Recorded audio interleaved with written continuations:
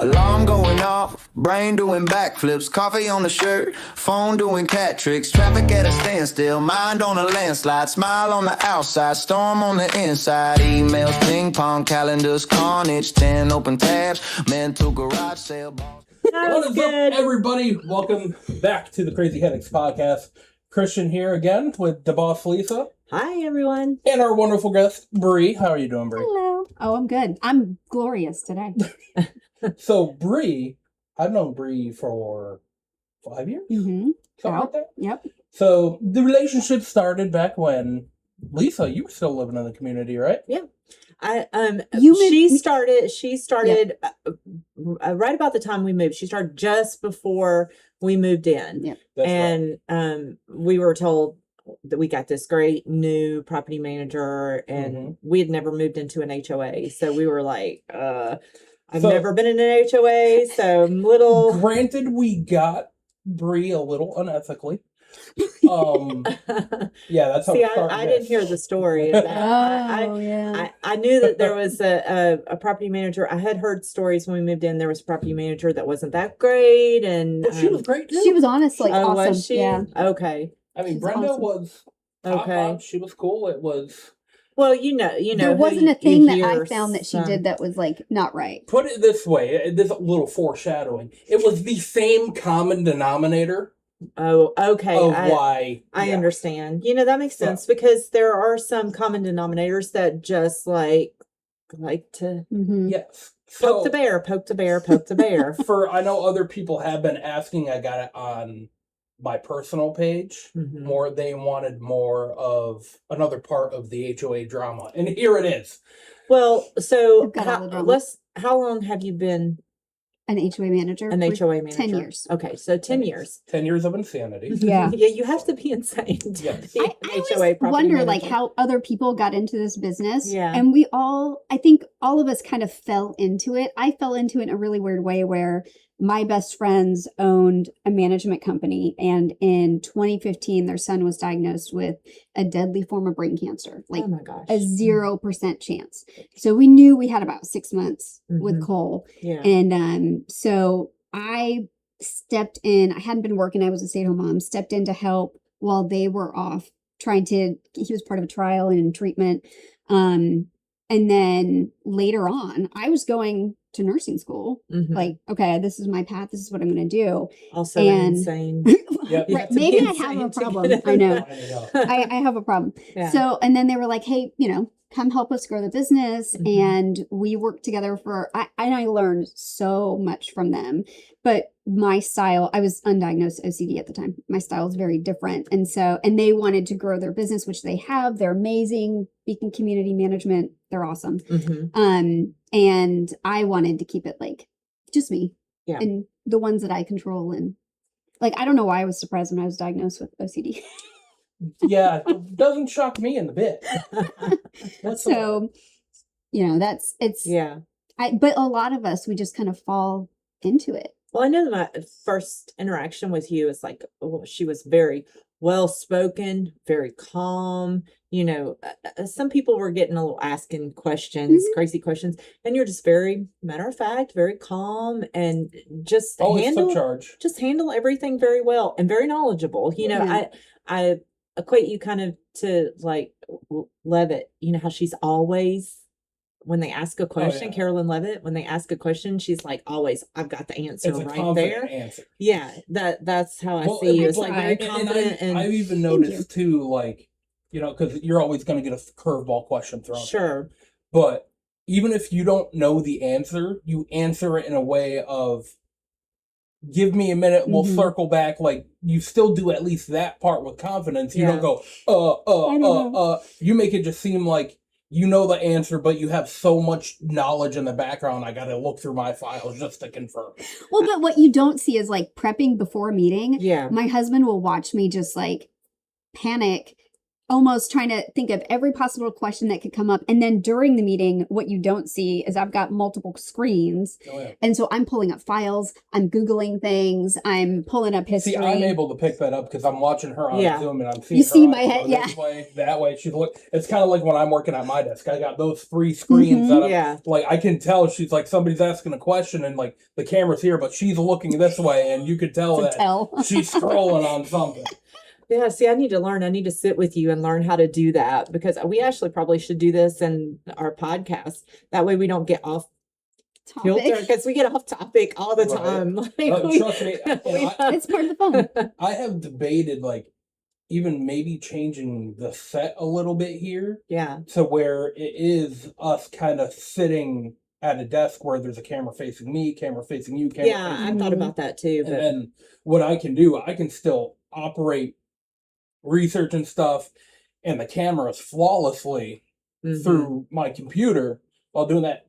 Right now, I set everything, record it, and I run over here and we start doing it, which it's fine. You can do that. But when you have somebody at the helm instead of it in autopilot, it's definitely easier. And like my plans were for this episode were to set up the multiple cameras. Yeah. But I didn't get in here in enough time. I had to drop Daniel off at school, and it was one of his mornings where like school's boring, and I'm like, shut up, you're going to school.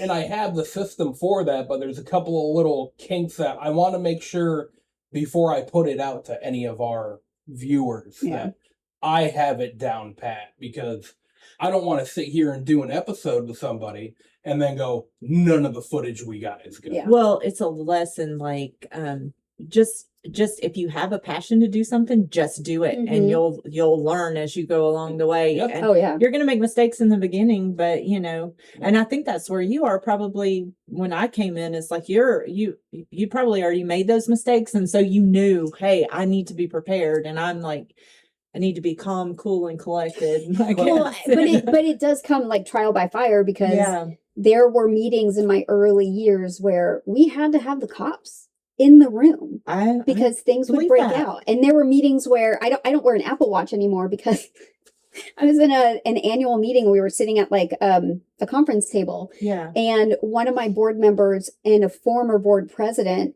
were standing up, screaming at each other, and we were going to have to call 911. And I'm getting heart rate alerts on my watch the whole time.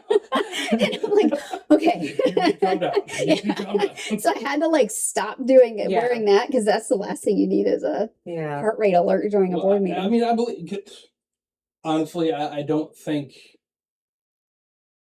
our community it isn't the prime, well, it kind of is a prime example for a screwed up HOA. I mean, on the end of people wanting power control. That's always the most dangerous. So that there are dangerous types of people and owners that become board members. Yeah. The ones that need validation, or the ones that think that every property has to be maintained just like theirs.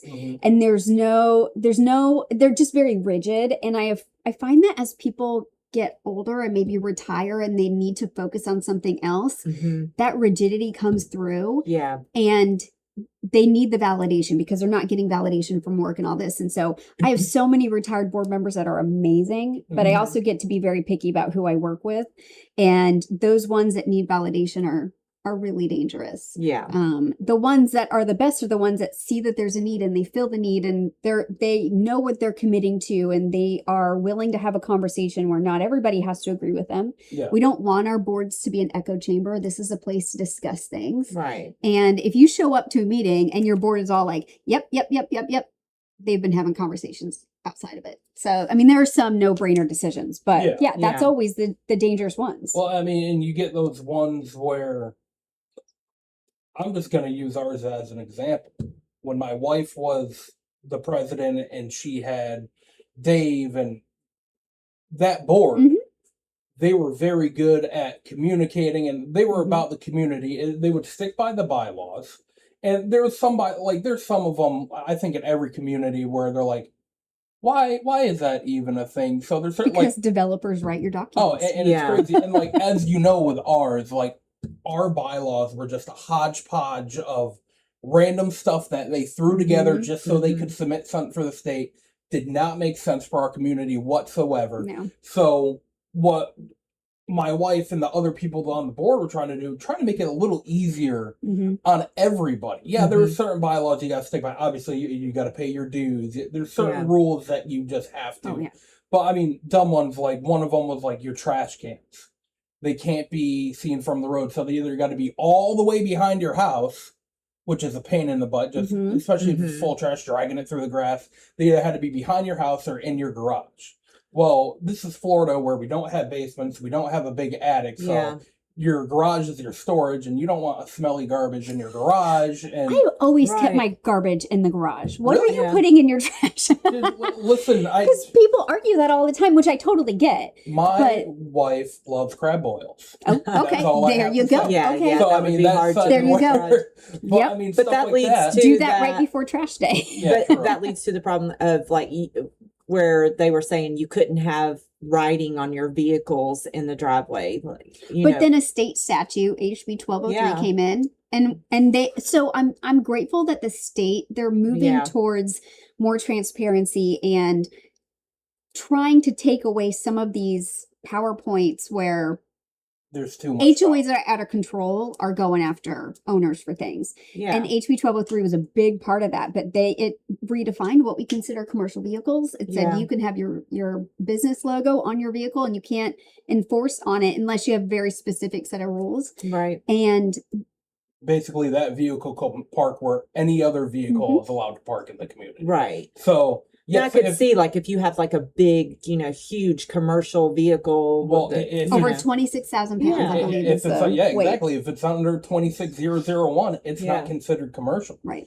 So now, yes, if you have a community where they say you can't park in the road, then yeah, you can't park that vehicle on the road either. So Right. Yeah.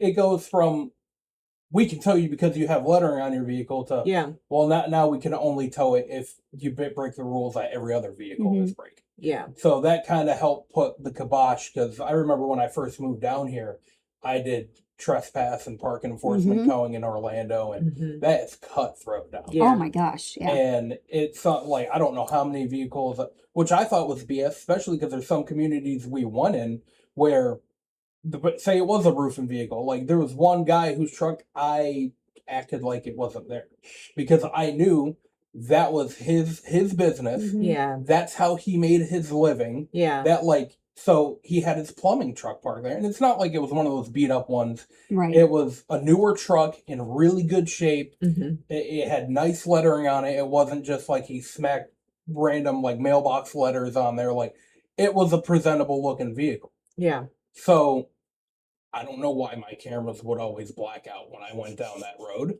but it did. And because I learned the first time I did see that getting that, I knew the rules. I have to tow it. yeah, So I towed it, even though it was in his driveway. That was in that HOA's rules. I towed it out of this man's driveway, his private property, when it comes down to it. And that didn't sit right with me. yeah, So I'm glad the state finally got involved and was like, listen, and I kind of look at the HOAs too, like, y'all are always, you got to pay your dues, this and that. Well, that guy's not going to be able to pay his dues that you want Right. if Yeah, you if he just can't took work. away his means of working and making that money to pay him. yeah, for sure. So I'm glad, and that was a big, in our community. Yep, it was a big because thing. they were always trying to get on me. Always. And even if the state didn't put that rule into play, they couldn't, because that's when I was doing recovery. Yeah, Mhm.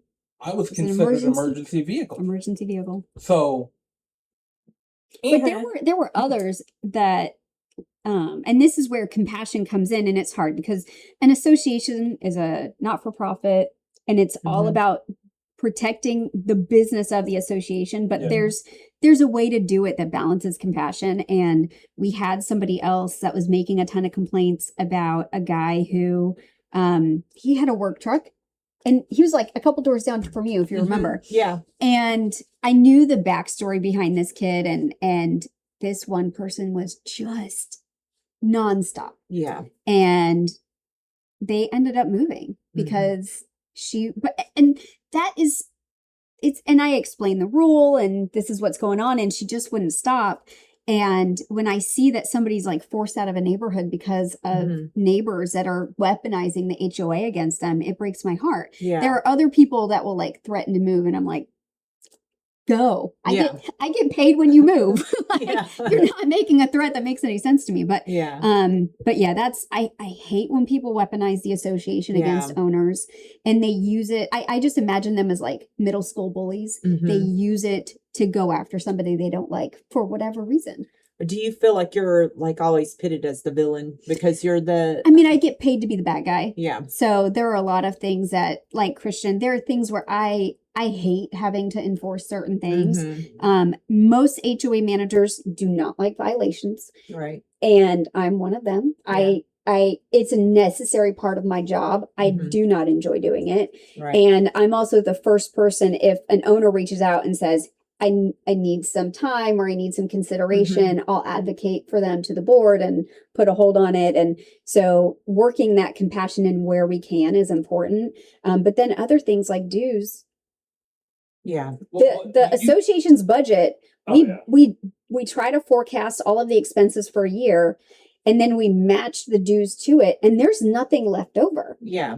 So if you were to run your household budget like that, oh my gosh, there's so many things that come up. So we try our best, but every household's dues count. Yeah. And I'm the first one to try to put people on payment plans and before they get to the attorney. And it's tough to set up a budget when you don't know how many times people are going to drive through your freaking gate in 1 year. Oh my gosh. So, well, and I see it's like sad when we budgeted, we literally, when we were all talking, we were like, well, we need to put this much extra for the gate or for whatever random, because we don't know if we're going to get another 1 or 6 people that decide to drive through. Yeah, our there's gate just this some year. things you just can't predict. Oh, And yeah. it seems like the neighborhood it gets angry when you got to come after them for more money and like, it's all your fault. It's all your fault. It's all the board's fault. It's all the property manager's fault, and it's not anything that we can, that we could do. Well, the board members help. are all owners too. They don't want Right. their dues to go up, but it is necessary in a lot of situations, just with inflation alone. Oh, yeah. If you think your dues aren't going to go up when every other cost is going up, it's just unreasonable. Well, just like with the wall, yeah, that's a whole. that's something that like the developer, that was the developer's problem. They did that wrong, and And they knew they did it wrong because they had the taking over when the community finally was taking over the HOA. They had them sign paperwork saying, you can't come after us for the wall. So there was a lot of things. Probably the city for allowing it to happen. They didn't catch it on the inspection that it turned into a retaining wall. But I have a hate relationship with developers. Yeah. And what I think is but sadly, like they have a big lobbyist group. So there's never going to be, I would be very surprised if we ever had changes to our HOA statute that pushed more pressure on developers, but they will have people sign waivers. And what they'll do is things like, oh, well, we funded this deficit in the HOA before we turned it over, and you owe us $80,000, but you just sign this waiver and we'll make that all go away. Yeah. Or in my own community, the developer, and this was something I didn't know when I moved in, but the land that my community was built on was a brownfield. It had been like pastures and stuff for a while, but in the 90s or even before that, the 80s, they were cleaning drums for the aerospace industry. And it was designated brownfield. So when the developer came in, they had to remediate that. And it's actually in the governing documents. So that's my bad for not catching it. But there were 8 lots that the developer just magically gave over to the HOA. They're like, we're going to give these to you as a gift. Here you go. That's a red flag. Yeah. And they were directly on where the brownfield was. And so that area, it's something that is up for a huge debate in my community, because some community members want it to be developed. Yeah. And then others wanted it to be just turned into common area because they were worried about the liability. Totally reasonable. And now we're just to a point, okay, what's the best thing to do with this? You can't satisfy everybody. No. But every time we have a budget shortfall, people are going to say, we should have sold those 8 lots. We have the money if we just did that. Yeah. Yeah. But it's hard because as a board member, you're trying to do what's best. And even though you may not agree with all of the ways that the board goes about it, they're trying to do what's best and protect the association and that protect the community and your property values, really. Because like if you ever want to sell your house, you know, if you're not protecting the way everything looks and the way that it should be in that subdivision, your values go down. So I know there's extremes, like you can get to a certain extreme, but and there are so many here in Florida. When I moved down here to Florida from Georgia, there's HOAs in Georgia, but not nearly as much as there were in Florida. I'm like, everywhere we looked, when we were looking for houses, everywhere had an HOA. I'm like, is there anywhere that doesn't have an HOA? New developments, they all have HOAs. And the this is a gift for the municipality because they're like, cool, you want to build a neighborhood? The developer wants it to be pretty. So they're going to have it. They want an HOA anyway, just to ensure that it's going to be pretty while they're in the selling phase. But the municipality loves it because they're like, cool, you're going to do the stormwater management. You're going to do street lights. If it's a gated community, you're in charge of the roads. Right. And they get to take that out of their budget, but collect all the taxes on it. So it's a nightmare situation. I never looked at it that way. So it's not the owner. Huge. Yeah. But it's not your owner controlled board that's necessarily the problem. It's the developer writes the documents with no oversight. Right. So we see things that make no sense. And I know long term are not going to make any sense for the association, but nobody is sitting there saying, hey, let's fix this. So I'm developing a program to go into the review process and be part of that review process. And there's a city that we're talking to try to get that going. And I would love it to be something that catches on in the whole state. That would be nice. There's going to be massive lobbyists against it. And that's where you're like, how much time can I really dedicate to this? But it needs to happen. But people so often just blame their owner controlled board and they had nothing to do with it. Right. Yeah. I mean, I don't know how many arguments that we've had just in our HOA meetings. And, you know, we tried to say, hey, listen, like, we understand this is an issue, but listen, it's going to cost this much money to be able to amend that and fix it. And then, well, they don't want to pay for that either. It's, well, you're whining and complaining, which we completely understand, but this is what we got to do to fix it. Yeah. But then they're like, well, why should we have to pay that? Because you don't like that rule. That's why.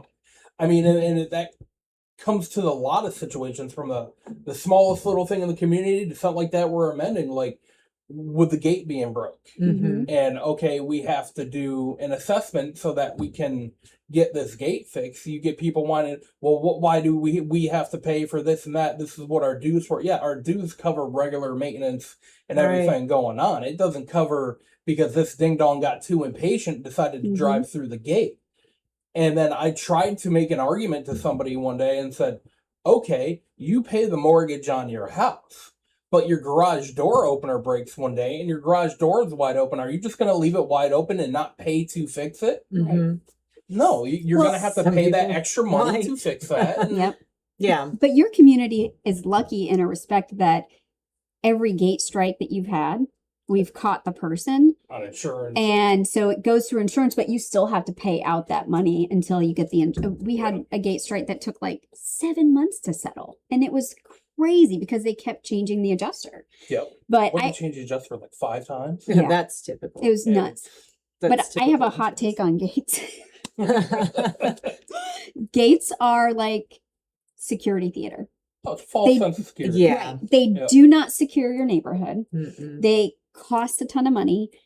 I will never own a home in a gated community. I manage them and I work really hard to make sure that our gates are secure. And there are all sorts of tools that you can do to make sure that your gate is as secure as possible. But people in the community, and my ex-husband was one of them. He lives in a gated community, doesn't lock the front door. Didn't lock. He locks it now. If you know my ex-husband, his door's locked. but I was like, why would you do this? Like, people still, you can get into gated communities so easily.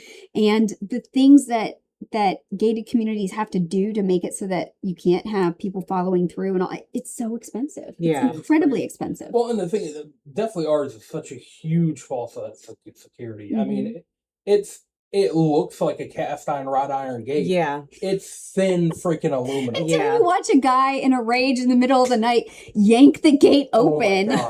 Didn't go through the pedestrian gate, yanked the gate open. Christian showed me that video. I was like, oh my gosh, what is this, like Superman? He was mad. He was real mad. Angry. I mean, because we thought somebody hit it. Yeah. So I go down to the guard Remember you shack, telling me that. and we pull up a video, and who was it? It was me, Dave, and Jeff. Mm-hmm. And we're looking, and we're like, okay, no cars. And then we see this dude walk down the road. He's on the sidewalk, walking up to the walk-through gate. Mm-hmm. Now, if you're in our community, you know the walk-through gate, and it's really simple. Yeah. Like, anybody can figure it out. Might as well not be locked. Mm-hmm. Yeah, pretty much. It's going to be the first thing you guess. And, exactly. And he gets to it. He's probably the distance of me and you to that gate, and just pivots, walks to the drive-through gate, grabs it, and just rips it and walks through. I'm like, okay, the only description I have is 6-foot black male, white shirt and jeans. Mm-hmm. That could be anybody. Yeah. It's not like he's got a license plate strapped to his ass. Right. We don't know who he is. So you never figured out who No, it was? yes, so I guess I was wrong. That one we didn't figure out. Yeah, that was the only one. I mean, we figured out every other one because, I mean, every other one, like, they looked at the camera and then drove through, and we had their plates. And, I mean, there was a couple nights where we had the plate, and we're now driving through the community looking, and, I mean, we'd find the car sitting in the driveway with the damage. But when that happened, that guy was like, yep, my bad. Yeah, he was awesome. And so most people are reasonable. Yeah. And I think that we only hear these horror stories, and they're based off of legitimate issues where somebody is going too far with something, or they're not being compassionate. And it's not the association's job to kumbaya everybody, but you have that opportunity to kind of develop a better community sense. And there are boards that do a fantastic job of that. And I'm really lucky. Like I said, I get to be picky about who I work with. And I have amazing boards that do practice that compassion, and they're not crazy. But I've had boards before where I famously wrote a resignation letter during a board meeting. Is actually a closed meeting with an attorney. And this person wanted to create a rule that it was a violation to let your dog pee on somebody else's grass. And I was like, okay, I get why if you're not a pet owner, you don't want to walk barefoot in your grass. It's Florida. Who's walking barefoot in your grass anyway? It feels horrible. But it was so unreasonable. I was like, you cannot, like, if I try to I can't stop my dog from peeing. I will have to pick his heavy A up and trying to be good and move him. Make my job easier. Yeah. I don't want him to have to edit later, but I do. My dad was a sailor, so but it's those type of things that are completely unreasonable, and it creates this horrible sense in the neighborhood that. Well, and then let's get in some dirty shit. Oh my God. Listen, I'll edit myself. I don't care. So you're always having to edit yourself. We have to add some anonymity here. Here's the issue. You get those people that whine and complain. This is what they want the HOA to be. They want it to be nice. But then when somebody tries to do something to make their home look better and whatnot, they get so upset and against it, almost to the point of, we want the community to look better, but it can't look better than mine. Yeah. And they'll fight it, and they'll do it, and they'll make false code complaints against you to try and stop it. I won. Sorry. This is going to be unhinged. There's going to be a disclaimer at the beginning of this video, because these are all hypothetical situations. Hypothetically, none of these people actually exist. So, any hoosers, you get people like that where their main goal is that's their form of they want to try and stay in control. Yeah, absolutely. Well, it goes to the point where she was talking about where I think people get older and they just need something to focus on, and they need some kind of validation, and they Besides get drinking. kind of set in their ways, and that's all they focus on. They get that one thing in their mind, and just and then they find those other people in the community, of course, that are And going to Their follow. gaze will shift to Yeah. the next issue. Yeah, I mean, it's one of those things. They find everybody in the community, and they create this echo chamber of insanity. Mm-hmm. And they think, and legitimately, those are always the people that they want to place blame on the board and everybody else because they cannot take responsibility for the own things that they have done. Right. And now this one individual, not saying he's ever done anything wrong, but he's one of those people where if you don't stroke his ego, he gets all mad, and all of a sudden you're an evil person and you need to be ousted. And I don't know how many times when at least me and this person were still on talking terms, he came up to me when, like, we had to readjust the timer for the lights, stuff like that. When are we firing Brie? For what reason? And what I didn't realize, the person that hired me, I will say, he did an excellent job of massaging that person's ego. So he saw him for who he was and really built him up. And I didn't have the backstory of why that was so important. And so I always tried to be very nice with this person. But meanwhile, all of these things that he was mad about before I even arrived on the scene shifted to me, and it's my fault. And I tried to think about like the bigger picture, what he's dealing with, and I realize that that's all misplaced anger. So I don't lose sleep over it. But when I have to worry about, am I going to carry to this meeting, or is this person, if they show up drunk?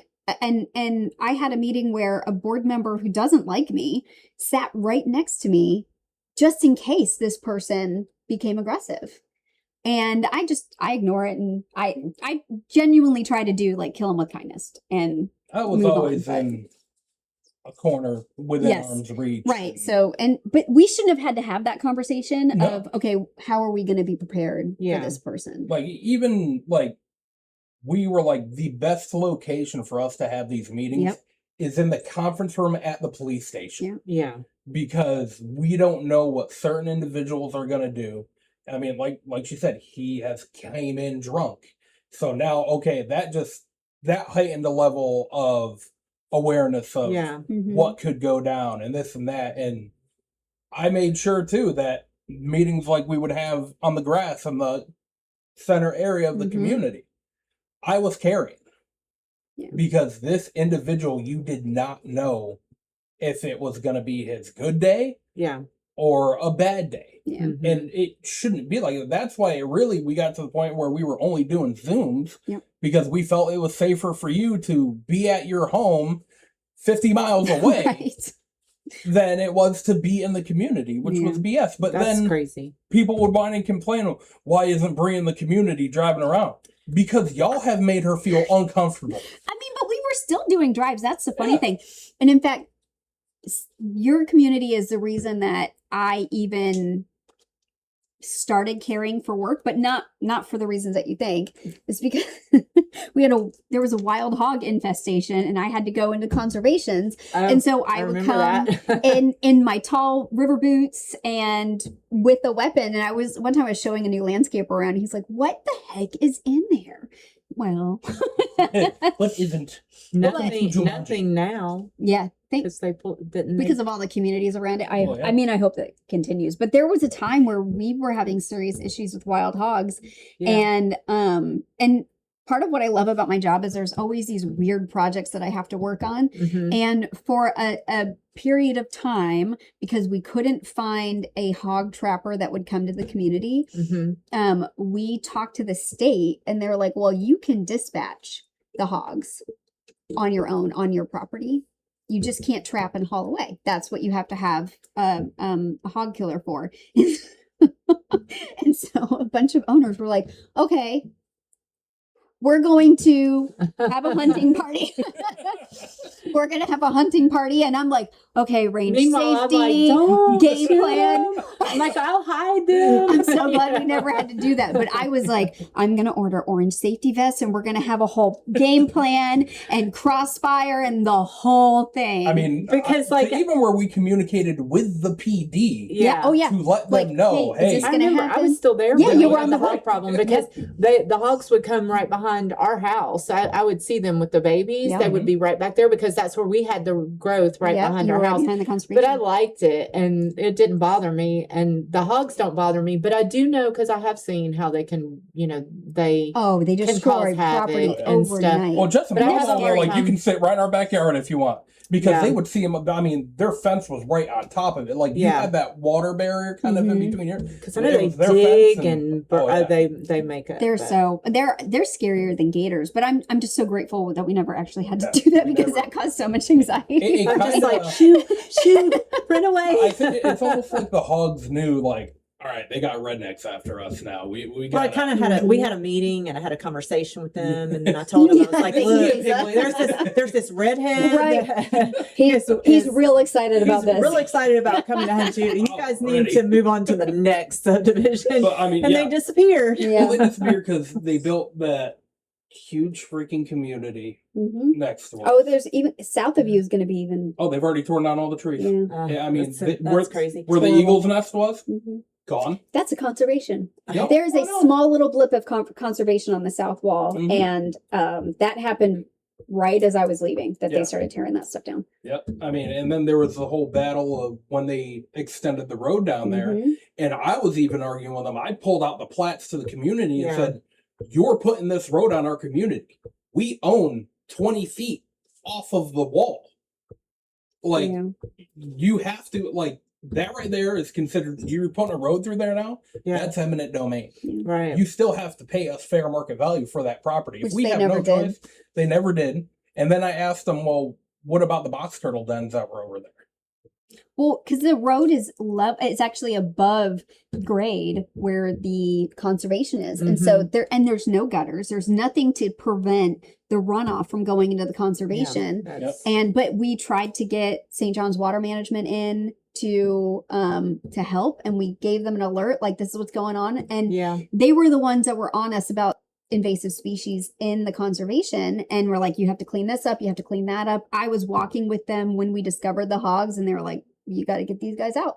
But then when we're coming up against the municipality and saying, you can't do this, like, hey, close the wall off, do whatever, there's no reason to have an open part of the wall. It's Nope. a different story. Yeah, there's no reasoning with Yeah, it. they had that open part there because it was all woods, so it gave them a flow. Yep. But now that you've completely moved that 200 plus acres of woods that they could go into, like, there's no need to have that opening. So, okay, if it's going to do that, close off that wall and we don't have to. And then those sons of guns had the balls to say, can you guys paint the outside of the wall? Oh, no, don't think so. It's the same developer that developed your community, and they were like, can you fix the wall? And I'm like, can you fix the wall? Because that's your fault. I found so I wasn't here before COVID. I moved down here after COVID, right? Well, like right in the middle Like of 2021, COVID. Yeah. because that's when I So right in came the middle of COVID. And I find that a lot of people, I'm not going to say who, but they're are very unreasonable. There's no logic involved in anything. It's like a constant fight for certain things. And the access to be able to actually talk to somebody one-on-one has like completely decreased. Yeah. Like you can't. Well, they got so used to being keyboard warriors, Yeah, saying whatever they it's- want online Yeah. that they think they can say that to people in person now. Yeah. And it's like, so if you have a problem with something, let's say you found something that it's wrong. You can't get a hold of the right person to really argue your point. And it's like you're constantly having to fight issues all the time. And I don't know, was it like that before COVID? Or is Florida always been kind of that way? It's always been a little bit that way, but it really depends on the municipality. So the smaller cities, and I live in Winter Springs, and the other day I had a call about a golf cart restriction question. and just happened to get the girl in code compliance that dealt with golf cart stuff. And we were having a conversation, and I think she must share part of her office with the Winter Springs PD.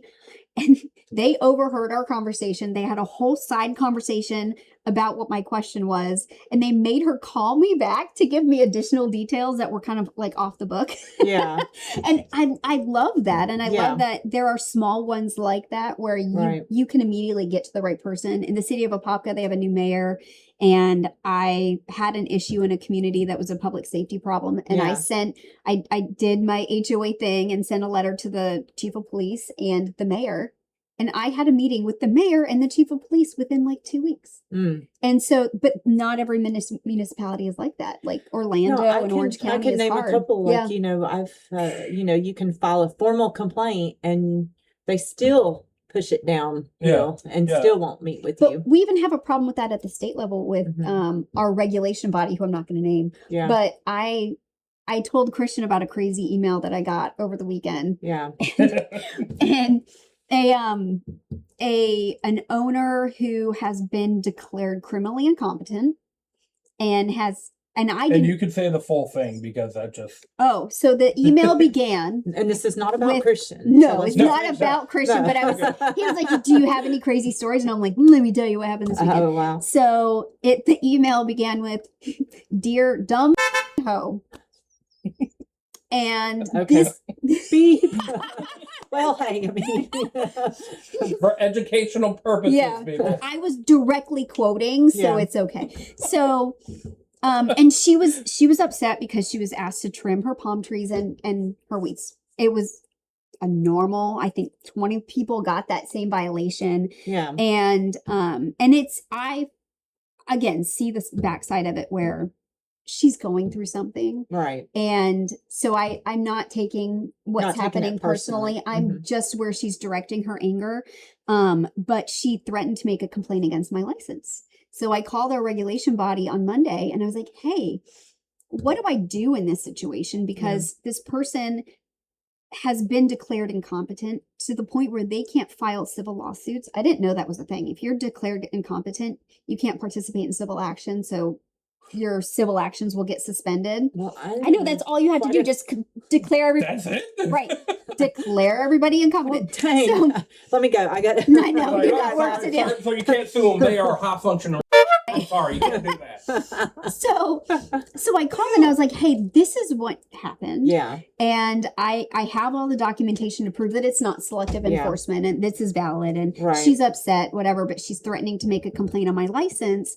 And how do we go about this? How do you guys review that? And the guy was like, oh, well, it just shows as a complaint on your license. Yeah. So I sent them an email trying to head it off the pass with all the information. But at the end of the day, that person can make a complaint on my license and it will show when you go anybody research can me. do that. It doesn't matter. It's like, anybody can say something and have you arrested or, like anything can happen. That's why I call BS on innocent until proven guilty. Yeah. It is guilty until proven innocent. Yeah, that's definitely how it feels. Yeah. And that's kind of a sad thing because like you should be able to like have all that stuff in private until it's proven. Right, exactly.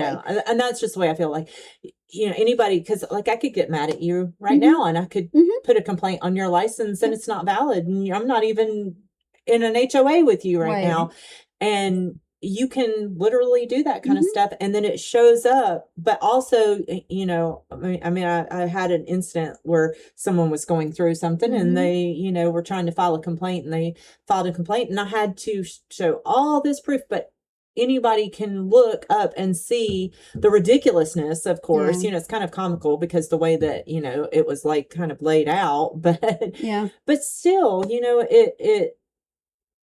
it's bad because like you can just do everything right and one person that has a grudge against you can mess that up. Well, and that's like the big culture, the whole cancel culture. That helped push that so easily because once these people realize that I can make a complaint and have nothing to back it up, Right. It's And the there's bully mindset. exactly. Yeah. And I think the bullied have become bullies in some instances. I think they were bullied and now they have social media and now they can be the bulliers. Yeah. And so they've kind of taken on that, and you kind of feel sorry for them in a sense, that they've come to that.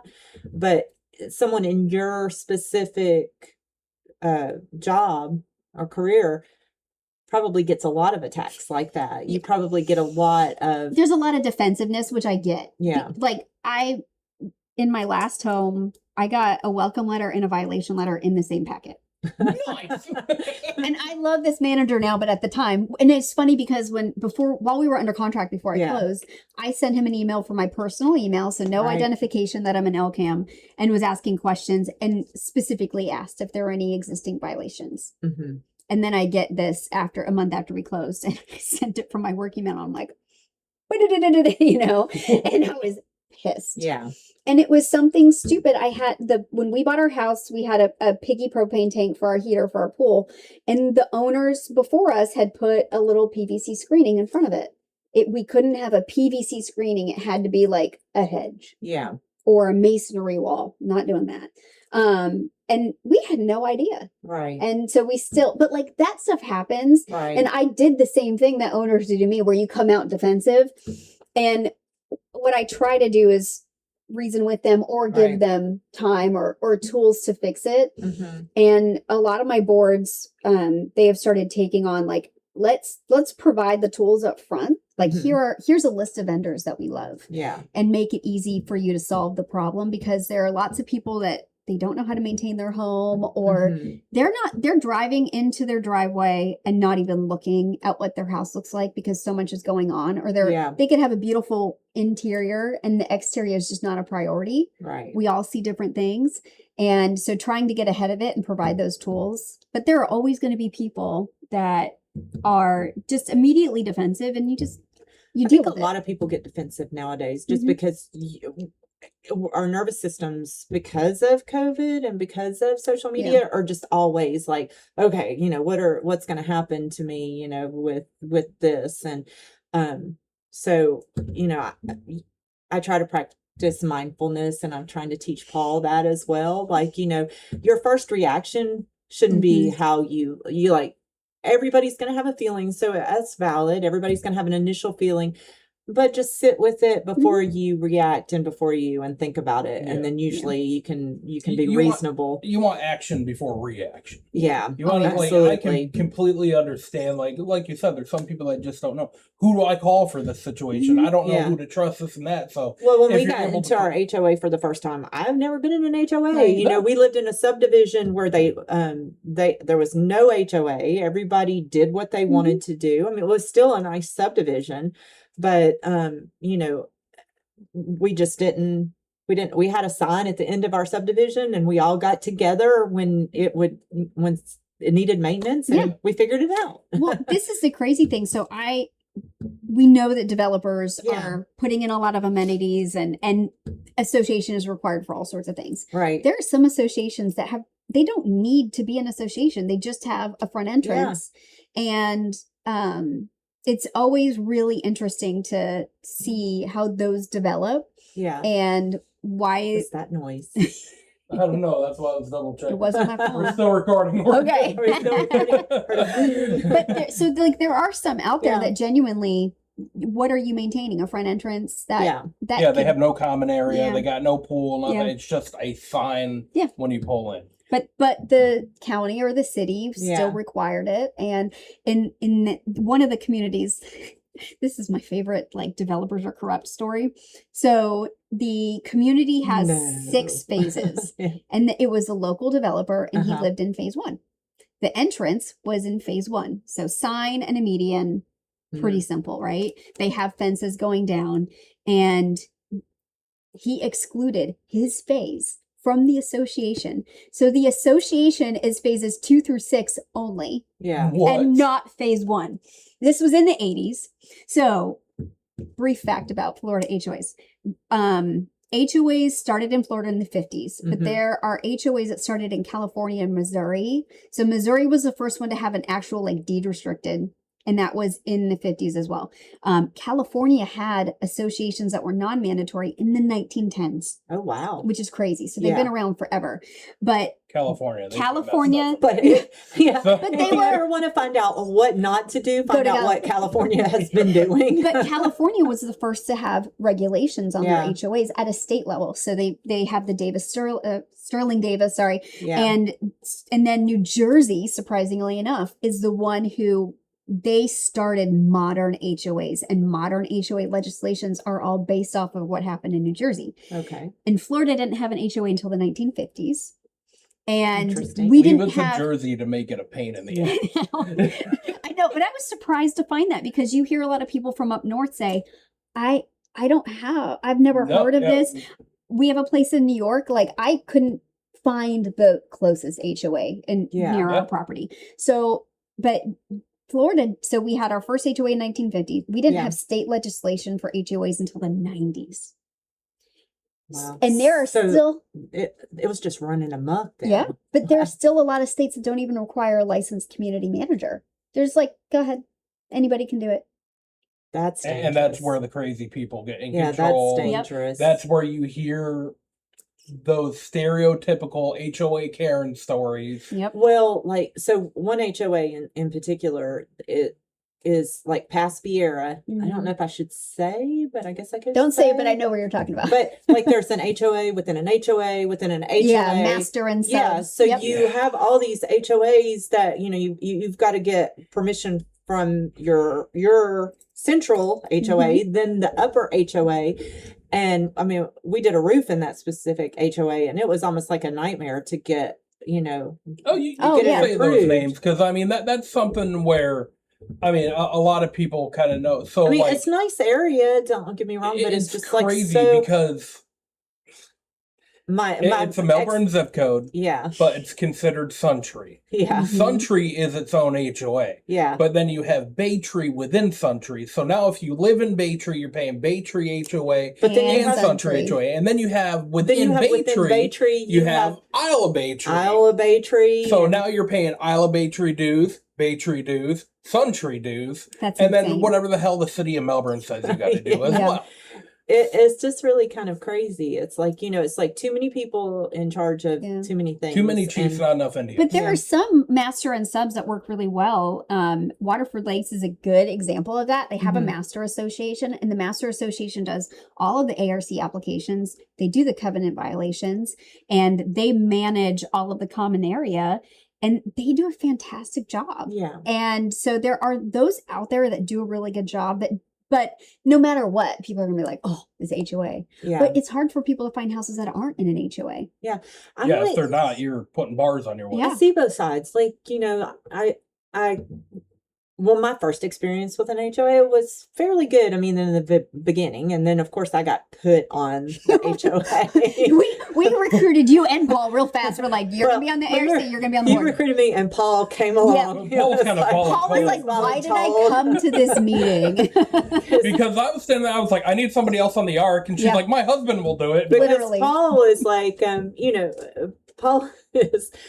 He's worse than I am as far as like not being told what to do. And when we were looking for houses, he's like, I do not want to be in an HOA at all. But we found this subdivision, and then Ryan was like, it has very, few covenants. It's not really bad. And then, he did some research. He said the property manager seems to be very good. And so we're like, okay. And the HOA dues weren't that much. They're still not that much. So it was a great experience, but, and I like it. I like the fact that you get the community together to try to, make sure that the community is safe and nice for everybody else. And, whereas our subdivision, I talked to my neighbors, and I'm a social person, so I talked to everybody, but there was a lot of people that just didn't talk and didn't get involved. And so like when we had to fix the front, it was just like a select few of us that fixed the front. Like when the signs came down, we had to fix it and make it pretty. But I like it. But then you have where we're talking about the problems, where somebody gets mad at you and they just start complaining about you over and over and over and over again. And it's just like, I just want to live in peace in my house. And that makes me sad that like this individual that was very focused on me. Yeah. I hate the fact that he woke up in the morning and thought, let me go put this sign out in my driveway. Yeah. Let me take it in at night. And just had that much hate. And I'm kind of, when I resigned, I was like, well, at least he can like move on to something else. Yeah. And to me, I know. Sorry. I guess that happens in many situations, because we've talked about, my issue. It's like, this specific person, I think, wakes up every morning and thinks about me and how he can make my life miserable. Live rent free in their heads. Yeah. I mean, that's. I hate that though. Like, I don't. It's like, I mean, never been anything but nice to the other person involved, ever, and gone above and beyond. And then, it's just like when you cut that off, it's like, oh, okay. At first we didn't realize it was you he wanted to fire. No, he was just mad that he was in an HOA. I believe. He made this big old plywood sign.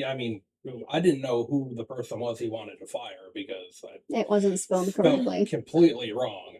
Way wrong. Way wrong. That's crazy. And then I think he overheard me making fun of him because, I make videos and I have headline rants and I will accost you and make you look like a fool if you act like a fool, and made him realize he is a dum-dum and he completely spelt her name wrong of the company.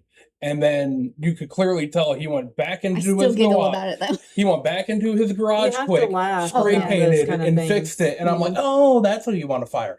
Okay.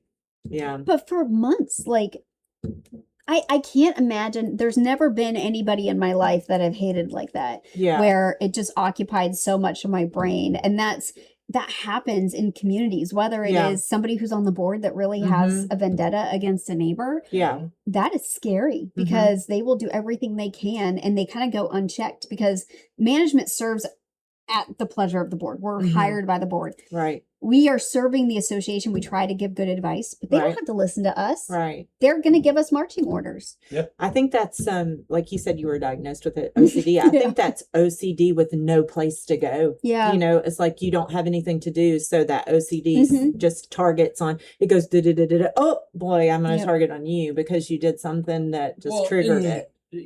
Like I said, you get part of the problem too of you get those people that they're going to attack the board because they're in the wrong, but they don't want to admit it. So they're going to do everything they can to make it the board's issue when really you have some internal issue that you got to deal with, homeboy. Like, there's so much of that. And even what I say with the hostile takeover that happened in our community, like, part of me wishes that y'all didn't resign because I want it would have been easier for me to expose their BS, but at the same time, I think it has because it's I think exposed anyway because they're not going to stop. They've done it on their own. Yeah, because I think they realize now that they've shot themselves in the foot because none of them who they said we want these people on board, none of them know what they're doing.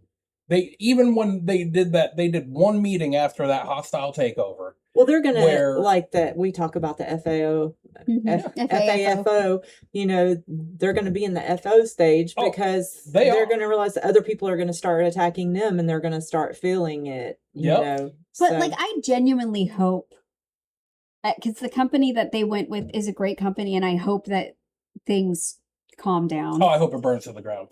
Yes. This is where we're different. Yeah. So like, because there are Christian and I are very different. That's why we do great on the podcast together because like I'm more of, okay, I see both sides. Christian's like, nope, burn it down. Well, but you also are living there. I was able to take distance. But the reason that DJ and I finally decided, okay, it's time, because we were both feeling very stubborn. Like, we haven't done anything wrong. We're just going to keep showing up and doing our thing and it'll be fine.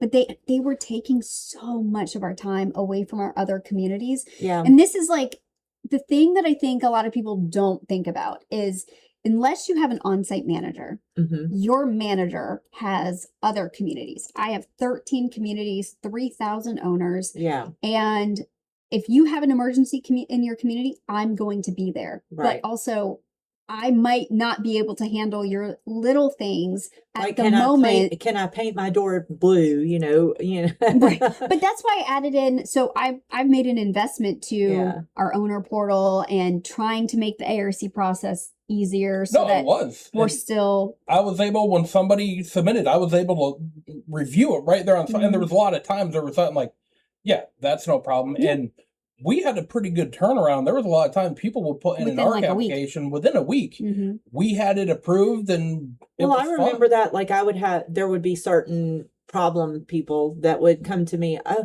I sent Brie an email and I left her a message and she hasn't responded to me yet. Well, when did you send her an email? That's totally legit. Yesterday. Yeah, exactly. That's totally I'm like, legit. give her some time, and it's over something very like minuscule, Yeah. it's like not a big deal, but you came to a board member Yep. and rest assured she'll respond to you. And so, but yeah, I could see where, because they came to us a lot, because when Yeah. we started doing all the roofs in the subdivision, they're like, oh, okay, so now I know her I think I know number, who I you're- can call her. I think I know who you're talking about. I sent Brie an email 5 minutes ago and she has not responded to me. Okay, well, give her some time. She'll respond, because Brie has always responded to me within 24 hours, and granted I'm on the board, but she doesn't respond to me more because I'm on the board than she Right. does anybody else. Well, I have to because- triage. Yeah. That's the thing, because like I had somebody that was emailing me over and over Mhm. again for yesterday for something. Meanwhile, I've been in a community all day. I'm not at my desk. I need to be sitting at my desk to do Yeah. things. I have to have like I wish I could just sit in front of my computer all day, but I'm in communities a lot. When that happens, there's going to be a delay. That's the self-centeredness in our society now. It's Yeah. like too many people are so self-centered. They think, like, I sent her an email. I'm the only person that has sent her an Right. email ever. She should answer me. Yeah. And what do you Like say? that. What do you have? 3,000 homeowners? Mhm. Yeah. Yeah. Yeah. That- But it's totally valid. Yeah. Because I know that I'm bad at responding to emails sometimes. Right. And I have to kind of categorize, although I just Mhm. got my email box down to 34, which is great. That's fine. I know. That hurt. They have AI for that. No, I'm not. I'm trying not to do that, but I have tried to automate my system as much as Yeah. possible, and I try to give owners all of the tools. Mhm. And 80% of the calls and emails that I get are answers that they could have answered themselves. By pulling up. Oh the- yeah. Well, and some of them were like questions that they should have went to Lauren for. Like Yeah, some of them at were a like, board meeting. yeah, like go to the board meeting Mhm. or Oh yeah. my God. yeah. Where they whine and complain and I got this issue, but then they never show Never up to show board up. meeting. Yeah, they It's don't like- ever show up to But the then board they meetings. And, then they make it the board and Bree's fault because Mhm. it's like, how are we supposed to know yeah. if you didn't show up? How? Right. Yeah. Or if Well, you, because I talked to my neighbor about it. We've all been talking about it in the subdivision, so you should know. I know. But it doesn't always get relayed to, like, because you don't live in the subdivision, and Right. we're not calling you. Oh, so and so said, so and so said, so and so said, and you're like, because if we did that, you'd. like, Well, but like people, like Christian said, like not coming to meetings. yeah, We'll have a 3-hour budget meeting where we are just going through everything and answering questions, and my boards are fantastic because they're not like strict Robert's rules followers where they're just like, no, we're talking and Right. you can't talk. They're always asking for feedback. So it'll be these long meetings, and then we'll get all that work done and we send out the budget, and then somebody's complaining about it. And I'm like, why weren't you at the meeting? Plus, when you're at the meeting, you can voice your concern, Yeah. and it gets recorded. Yep. And Otherwise- usually, most of the time, you get a direct answer right, Right, there. Yes. right. If you want an answer right away, Mhm. go to that board Yep. meeting because you're face to face with that person. Yeah, They have no choice but to answer you.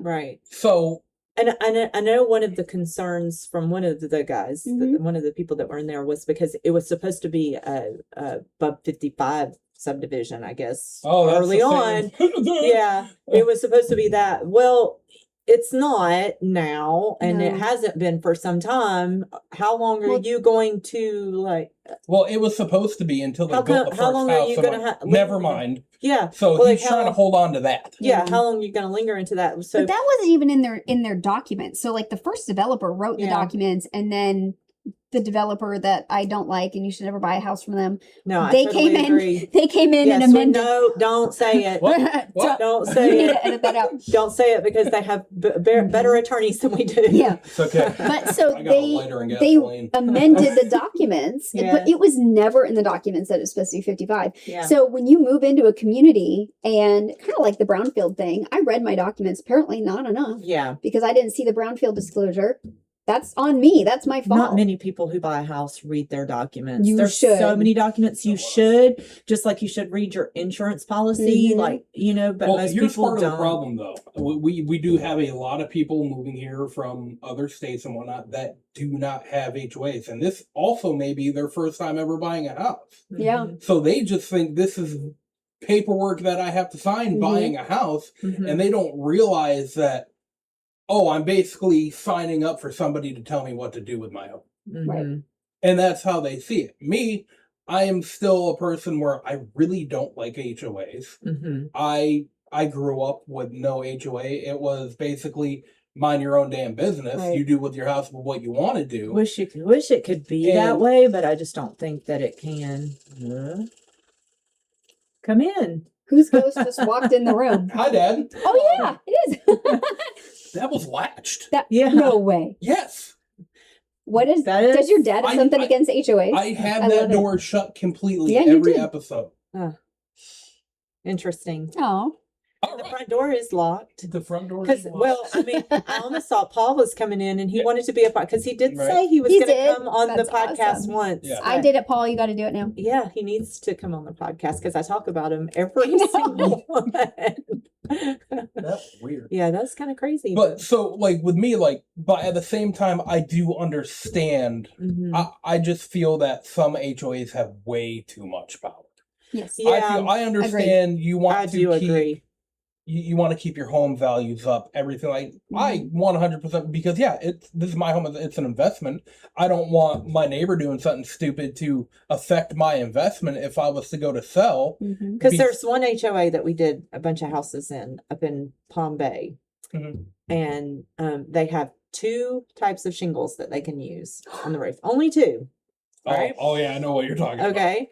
And Yeah, but every time we had to do a HOA application, we had to fill it out, you know, and give because them a most of them- sample, and we had to A drop physical off sample? a physical sample. Yeah.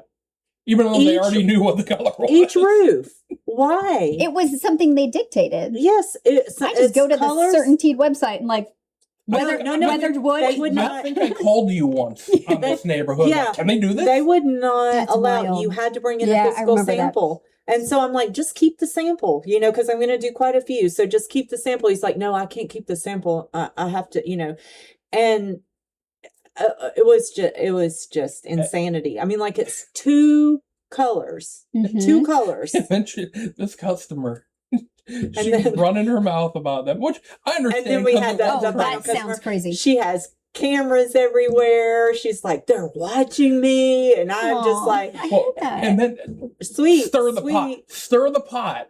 Because she's talking to Lisa, going, yeah, all of them are those Freemasons, and they're Yeah, together, she did this and say that. that. Then Christian's Lisa, like, I'm putting my hand in my pocket. then Lisa goes, Christian, I got to bring you with me to this property. And on the way, she's telling me, yeah, she doesn't like Freemasons. And I'm like, I have not only am I wearing my ring, but I had a tumbler that had my, and I'm Oh like, my gosh. Yeah. oh, this is gonna get interesting. I'm Oh like, my goodness. But everybody loves Christian. She loved Christian, you know, but and the whole time, like, I didn't hide the ring, nothing She just like didn't that. notice. I don't think she and knows. she's so. so sweet. I felt like I felt really bad for her, but sometimes people like that are just kind of like mentally draining on you because I am very a lot empathetic going and on. Yeah. I'm like, you know, I guess what they would call an empath, and like I feel people's feelings, and so that can be really Yeah, just a rough. side note though, everybody. Just they may or may not have been Freemasons. I'm not sure. But if you think because they're Freemasons, they have control and they're making these decisions, or they even talk about it in the government all the time, the damn Freemasons, we can't figure out what bar to go to after lodge, let alone figure out how to do crap in this country. So don't even, I don't know where you're getting your information. Stop watching YouTube. Just, good Lord. It's funny you said that. That is what a Freemason would say. I watched it. Exactly. I was watching a YouTube interview with Michael Knowles, and somebody asked a question. They asked if something that the demonic thing was related to the Mormons and the Freemasons, and I'm like, hey, Christian is a Mormon and Freemasons. Well, on that note, segue. This wasn't even planned. And the priest goes, I don't think the two are related. I don't think they're related in any way, shape, or form. But it was really kind of funny because fifth wall break. Yeah. She ex-Mormon too. Mm-hmm. Okay. So my mother also. I didn't know. Yeah. Me and Brie are ex-mos. Mm-hmm. I call it no-mo. No-mo. No-mo. I'm no-mo. And it was funny because we knew each other for years. Yeah. Years. And I never realized. And then she put something on her Facebook one day and I went, I have to go back and figure out whatever it was that triggered this question. I was like, well, wait a minute. And I don't remember exactly what, but it was a phrase where legitimately, unless you are Mormon, you would not understand what it was. I think it was something about conference coming up or something. Oh, maybe, like that. yeah. I think it was something on that. And I went, wait a minute. So I called her. And the only thing I said, oh, you're going to conference this week? That's what it was. It was a conference. It must have been. I was like, you're going to conference this weekend? And she was like, wait, what? And that's when we found out. I'm like, yep, that's right. I'm a card-carrying priesthood holder. I think maybe the Mormon religion is the most misunderstood because you got the secret lives of the Mormon wives. You've got you've got the sister wives. You know, it's like there's like so many different levels. There's a huge difference. I honestly don't understand it. I don't I'm not. We don't. My mother became a Mormon because we understand it. Like I haven't tried to research it or anything in any way, shape, or form. So I'm like, I know Mormons and I think y'all are great. So that's all I know. Break it down to bare bones. Yeah. There's a lot of people in the Mormon community that are wonderful people. Amazing People. Especially outside of Utah. The church is so different. Oh, yeah. From Utah's a whole different world. Outside of Utah, what they call the mission field. Yeah. The FTC. I was raised in that. So like as a military brat in the church, there was such a level of comfort knowing that when I moved, everything would change except my church. Yeah. And I knew that like walking into any church, you knew exactly what was going on. You knew what to expect. You knew who the bishop was. Yeah, like it was really structured and made some amazing people. And my kids are still active. My oldest son is on his mission. Yeah, right? my oldest son is on his mission in California. He's serving an American Sign Language mission. Yeah. Which is amazing. And I'm so proud of him. And even though the door-to-door aspect and converting, I removed my name from the records of the church. I don't think you've done that yet. Oh no, I'm still. You're still on. I just don't go. I support when missionaries randomly show up at my house. They get a big old bottle of water and a ton of snacks, and they're doing it because they truly believe in it. Yeah. But I'm not. I don't miss it. There's a lot of questions that they won't answer. It's weird. That's a whole. But like there's so many people. Like I have like Sister Victorino. She is like a second mom to me. When my father was sick, she was calling me every day. We talked on the phone. They even came in from out of state for his funeral. Like she is one of those people where I could go 5 years without speaking to her. And I call her and she will answer her phone and she would be, great people in that community. But then it gets to a whole level of, and she said this to me once, and I believe it. She's like, one of the biggest enemies of Mormons are other Mormons. Yeah. because of we call it when you're a big holy roller in our church is you got the Molly Mormons and the Peter priesthoods. Those are the really like very perfect. But there's such an emphasis on being perfect that you're kind of faking it till you make it, but it develops people that end up being very judgmental. So everybody knows about Mormon garments. If you haven't, you're living under a rock. But you would look at another member and be like, oh, she's not wearing her garments. And after I left the church, which was about 11 years ago, a good friend of mine that I grew up with, a man sent me a message and he was like, I noticed you're not wearing your garments. And I was like, do you realize that you are asking me about my underwear? Right.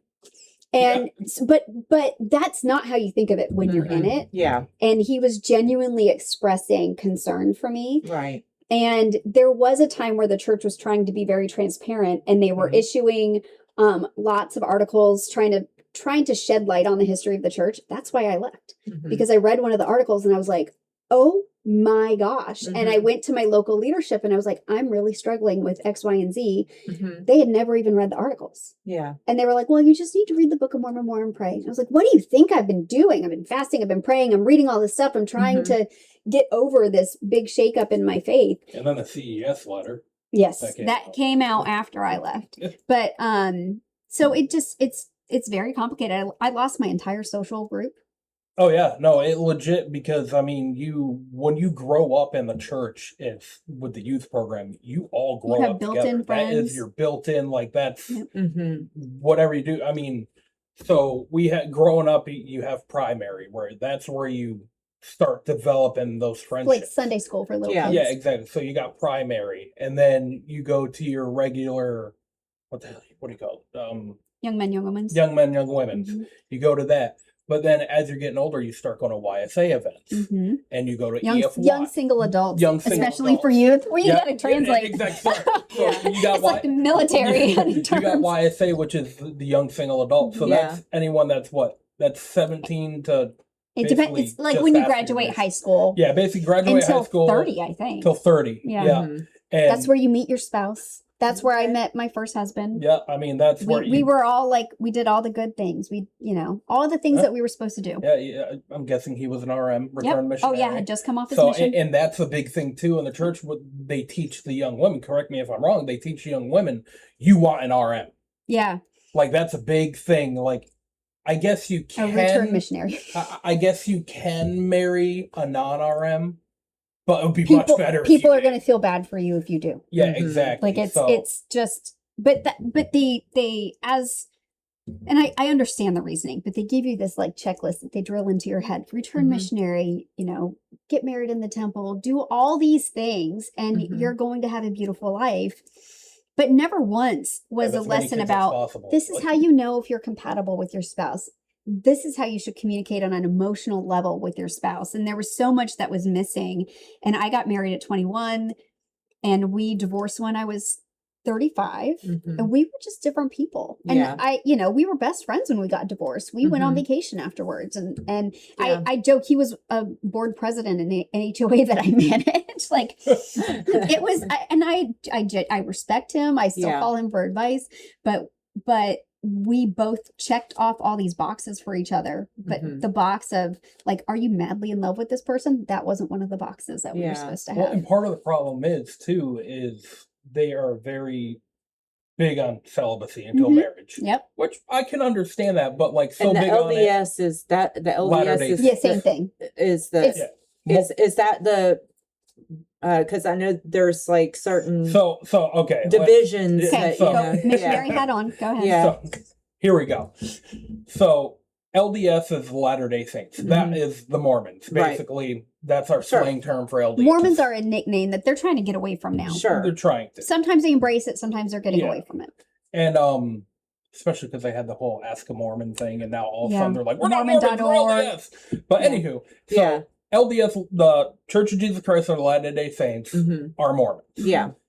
Then there was a group that in the early days, I'm talking like after Joseph Smith died. Joseph Smith is the founder of the church where I'm going to go into the Freemason thing with him too, because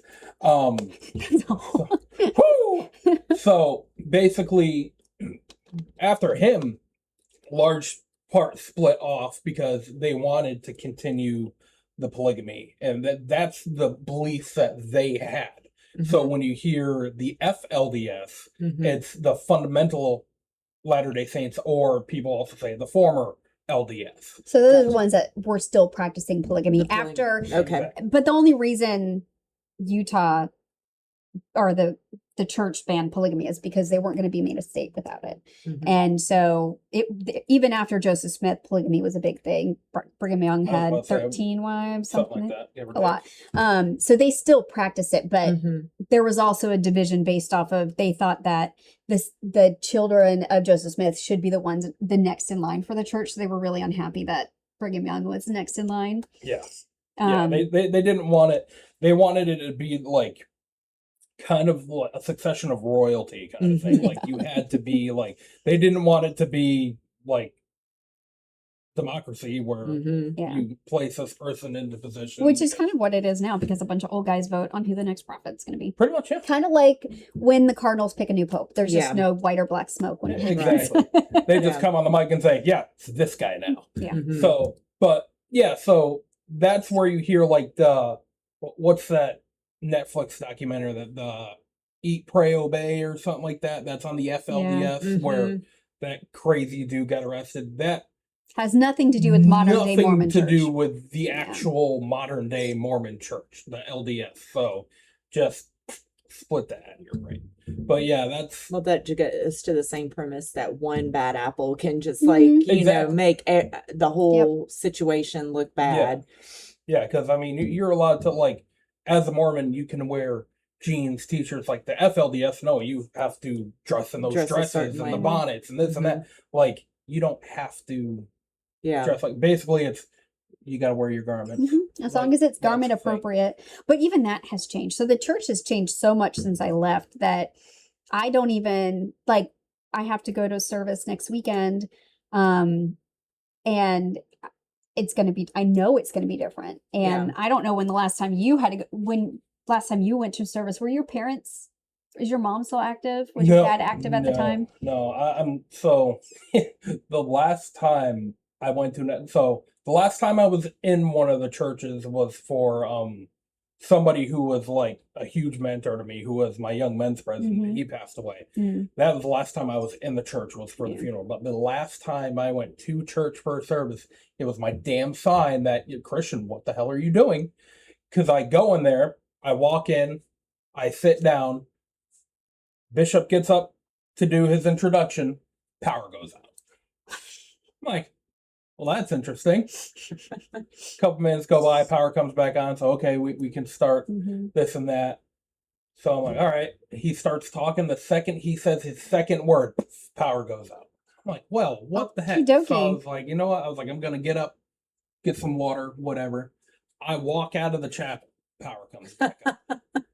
Now, the whole time I'm walking down the hallway, I go down to the bathroom, to the water fountain to get some water. Power's on. Crispest like water ever, like coldest, most crisp water. Hurt your teeth. Every Mormon church, it's like unhinged. Yes, it's crazy. That's funny. That's like, I'm not the only. It's so true. Hilarious. No, it's so true. So I finally walk back. Yeah. The second I walk into the chapel, power goes out. So like, you were ejected. Oh yeah. So I'm like, see, I'm like that right there, and my brother's dying. He's like, this is so funny. I'm like, I'm gonna step outside so you guys can finish. Could have a demon attached to you. I walk out of the church. I open the door. The second the door latches behind me, power comes back on. I'm like, okay. No. And so I texted my brother. I'm like, is the power really back on? He's like, yeah. I'm like, I'm gonna stand out here for 5 minutes. And then so you're the reason I've had all these problems lately. It's actually you must have like an electromagnetic field. Like, look at all the problems we were having with the mics and whatnot. I would say it's just that field I have around. That was not our fault. I always blame Paul. Now it's really I should be blaming you. But no, so I waited about 5 minutes, and then I'm on the phone with my little brother. I'm on the phone with Addison. He's maybe 14 at this time. Oh, no. He's young.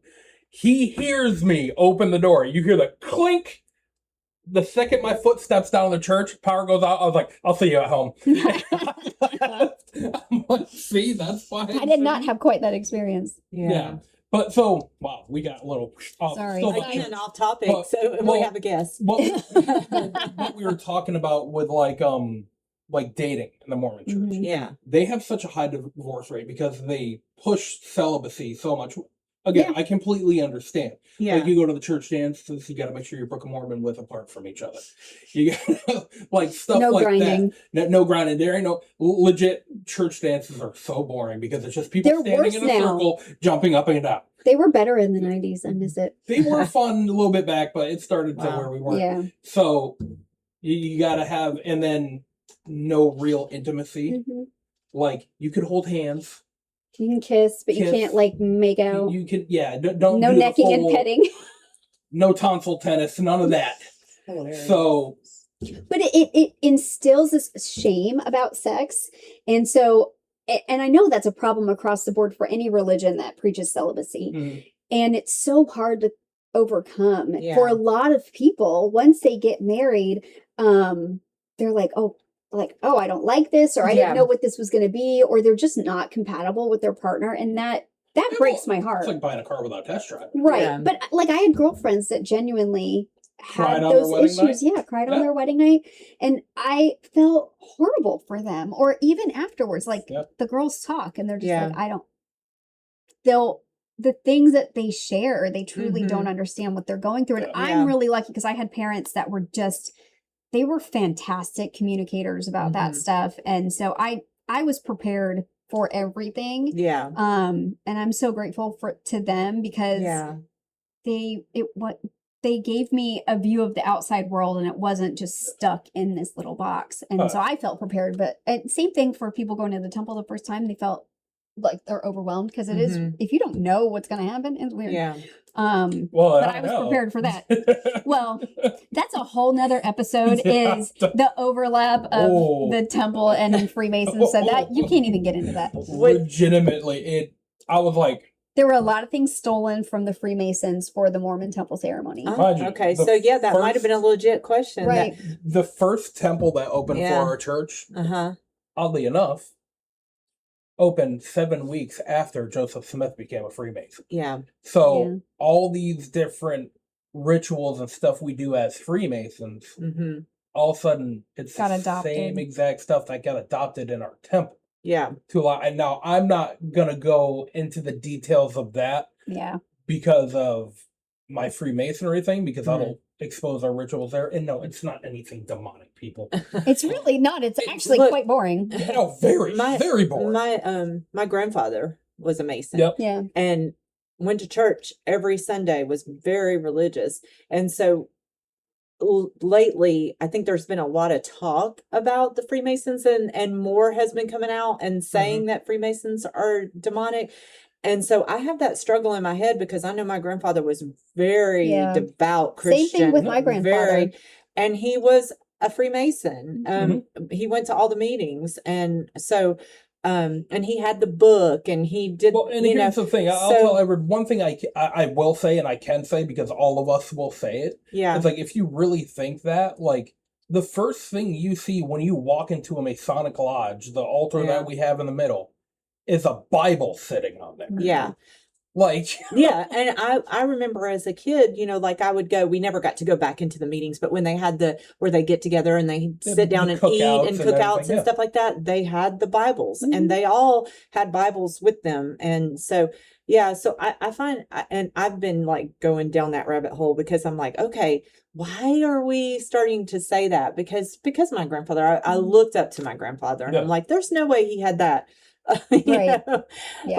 Like he was that kind of person. I just don't, but and there's you some never know, people but- that'll say but like and then I'm like, do I need to fire a Christian or, Yeah. I'm like, what? Like, That's it. or do I need to use them for certain things? And that's like with me, like what I'm saying, where people are like, oh, he's just saying that because he tried. No, dude, it's really seriously like it's not like legit. Our biggest thing, if you want to be a Mason, ask a Mason. Yeah. So it's not like this big selective freaking. No, if you want to be one, come up to me, talk to me. And you can fill out the stuff, and I'll bring it in. It's not, and then you just go through the steps, like kind of like when you're a fraternity in college. Yeah. You have initiation. You got to do these different pledges, stuff like that. I mean, we're a fraternity. Yeah. Right. So, but the thing is, and then you get those other people that are like, well, you got the Freemasons, but then you got the inner circle of the Freemasons. So, And the Illuminati and the Denver airport. Yeah. Right? Don't get me into that. Stop it. And yes, I do know what's on Oak Island. Just kidding. But I mean, it's the thing. It's like they're like, "Oh, you must not be part of the inner circle of the." I'm like, "Oh, here we go." Yeah. I'm like, no, I think everybody, to, people are just trying to make sense of whatever's going on in the world, and so I think they're just like, make sense of what's going on. No, but but it's just like a human reaction. It's like trying to make sense of what like the interactions that we're having, and AI coming in, and it's just we're going into a whole new world. So everybody is trying to make sense of like this religion versus this religion. What what's the worst religion, or it's really I can kind of understand it in a sense, but at the same time, it's like people can really let their imaginations go kind of wild with all this. I mean, there's a lot of Dr. Seuss people out there. Well, you were talking about echo chambers, and I was talking to my 16-year-old about this yesterday, that we are all part of an echo chamber that is sculpted by our algorithm. Yeah. And I know in the last election there were a lot of people that were very surprised by results because their entire algorithm was just people who thought like they did. And exactly. I fell into that too, where I realized like, okay, wait a second, and we're living in conspiracies. It's conspiracies aside, but that we have to be very aware of it. And news media is the same way, where if you're just watching one station, and it didn't used to be like this. Yeah. But if you're watching one station, you're getting one side of the story. And those news media outlets have changed themselves to entertainment as opposed to news. And it has completely changed. Our talk world about has this completely changed. almost every podcast. We talk about how, well, and you got to do your research, like if you see something coming on, a lot of people just take that as the gospel. They see that coming on their Facebook page, and it's because you interacted with that one thing, or because you have that specific thought, and Facebook or TikTok or any of them are going to validate what you say. And there are other sides to the story, and that other side may not be right. Your side may not be right, but there's other information that you need to take. And that's why I legit say, like, we're living in a psyop. Because legit, there's three parts of a psyop. Yeah. There's silencing. Then there's pushing of a narrative. Yeah. And then there's tribalism. So that's happening. Like, you got one side silencing the other. Yes. And then you got that side pushing their narrative hard. And that's when you're going to get that tribalism, those groups of people that are going to be so, I'm going to say it, brainwashed into that. And that's exactly what it is. It's because you can't have a conversation with someone anymore and have a differing opinion and then just leave still being friends, even though you had a differing opinion. Nowadays, if you don't buy into my, transgenderism, or if you don't buy into my Christianity, I can't talk to you anymore. Right. Instead of like, I'm trying to understand where you're coming from, understand where I'm coming from. We all have an opinion, and we all should be able to express our opinion. But people are just being silenced. Like, you can't. Well, if you don't agree with me, you're wrong. And that's the thing. Unfortunately, like, with me, I'm not one of those people. I'm not going to try and understand your thing. Like, but I don't care where you're coming from. Right. But you have that aspect. You're not going to try to understand, but you're not going to. I'm not going to knock them for it. Right. Well, it's a generalization is they're lumping all these people in together, and they're not thinking of the individual story that brought that person to where they are. And I think that's really dangerous, whether we're talking about women's rights or LGBTQ issues. They are looking at it as a whole group instead of an individual person. It's not until you know an individual person that's going through that where you might shift your mindset. Exactly. Yeah. Because, so I don't know if you guys watched Diary of a CEO. Okay. So it's a podcast. It's a really interesting podcast. The guy, he's got millions of followers, but he is struggling with whether or not he should be Christian or secular, what is he? And so he interviews people for differing views. Like, he interviews Christians, he interviews satanic people, Yeah. he interviews all kinds of different people because he is actually trying to gain an understanding Yeah. of, where they are. And I think that's great because he's actually trying to do something, like he's trying to learn about different things. But he made one comment. So he had this view based on what's going on in the world of how Christians were, like they're very judgmental, they're miserable people. And he was talking about every Christian that he's interviewed made him feel good in the interview. And he said, like, it wasn't what I expected at all. It's like, because he got that one-on-one individual with the individual. It's like, most Christians are not judgmental. It's only, like we talk about, the select few of any kind of category they're always that the are the loudest. Yeah, they're always the loudest. That define that particular Yeah. group. And so that's why we always say, like, look at all different sides. Talk to somebody who's actually like that, Well, and I think that also comes down to the same thing of, I think people just can't mind their own business. Yeah. Like, what is it to me that you're gay and you're with another guy? I don't care. Right. Live your life. That doesn't affect me going home at the end of the day. Exactly. Sitting on my couch in my boxers drinking a beer. It's not going to affect that. As long as it doesn't affect, as long as they're not trying to affect that, right? Right. Like that. That's and that goes with people, with stuff that's going on in like Dearborn, Michigan right now and everything and stuff like that. It's like, you know what? We, even whether you agree with Islam or don't, or whatever it is, this is the United States. You have the freedom of religion. Yep. Yes. You can practice that, but that also means I have the freedom of no religion. Yeah. Right. That means I'm allowed to say, F off, you can't force your stuff on me because I don't want to deal with it. Right. So you can do your thing. I have no problem with that. Just don't force it on me. Exactly. Yeah, that's the whole thing. I think in any religion, don't force it on. And I take, I kind of like take issue with if you say, if I'm not your religion, that I should be killed. That should be. Yeah, but like, I don't know how often that's actually happening. Yeah. And these other religions outside of Christianity, how many of these other religions have missionaries that are going? They're not actively trying to convert anybody. They're not like. You have that, like we're talking about, that the Christians are the ones that have that. They're trying to convert everybody. And we've been doing it since the Crusades. Yeah. We've also been the most persecuted, since, forever.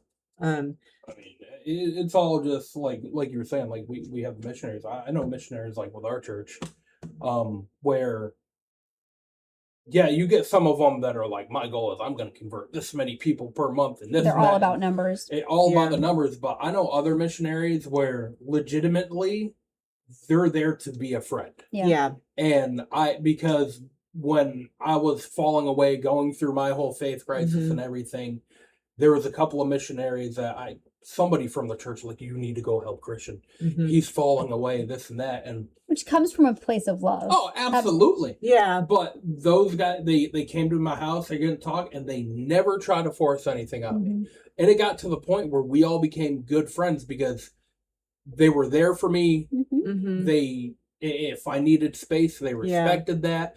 But they were also there for me spiritually as well. Like, listen, we're not going to try and pull you back, but you know what? Do you mind if before we leave, we just do a prayer of comfort for you? And I was fine with that. Like, I'm completely okay with that. And I would respect that if I had a Jewish friend that came up to me and saw I was going through a hard time and said, I want to pray for you.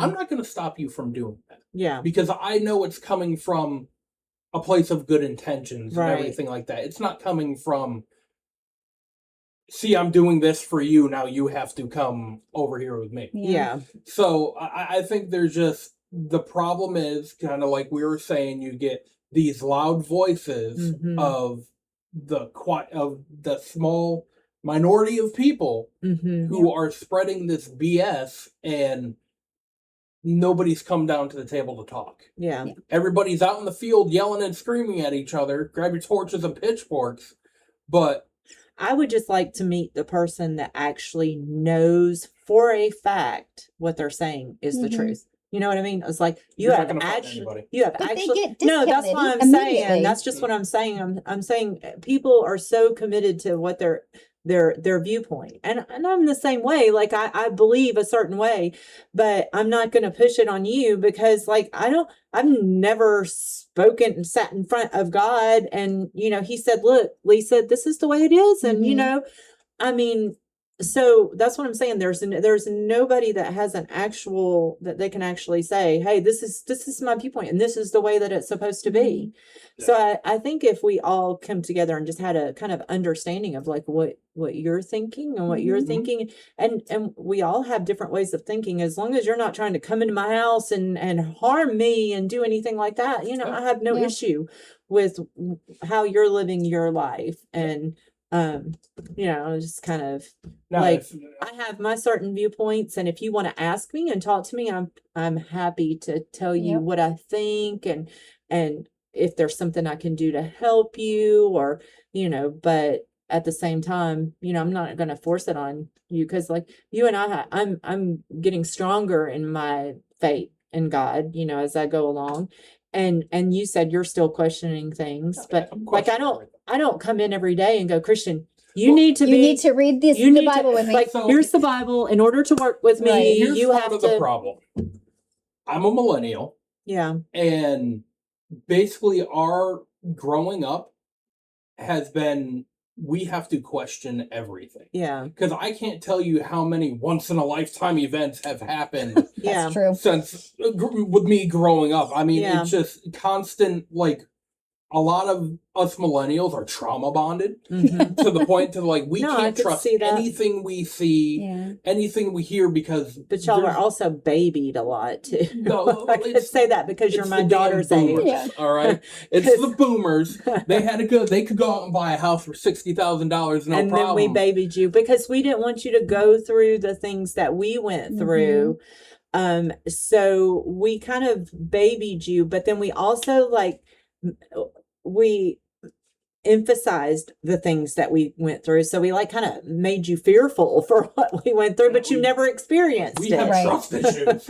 And but that's what, and you know what? It's honestly, I think everybody can agree with what's going on in the climate of the world. Terrifying. There's a rightful reason for us to have trust issues. And like, so me, I'm one of those people, I mean, both of you know, like, I'm going to say it how it is. Yeah. I'm not going to filter myself.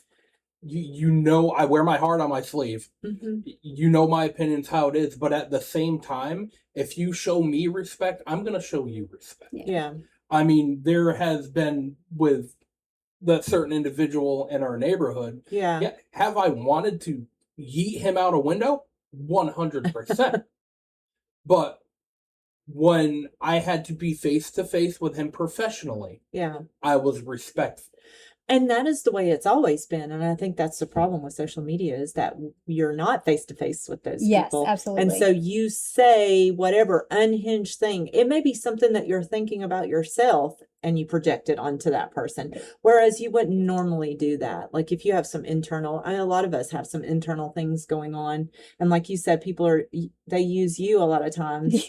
Well, and that happens a lot where they'll call me with a problem and I'm usually the first to say, have you talked to your neighbor about this? And sometimes the answer is yes.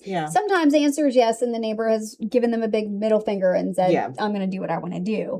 And even then, we have to be really careful with where the association comes into play in a dispute between neighbors. And a lot of people expect that the HOA will come in and save the day.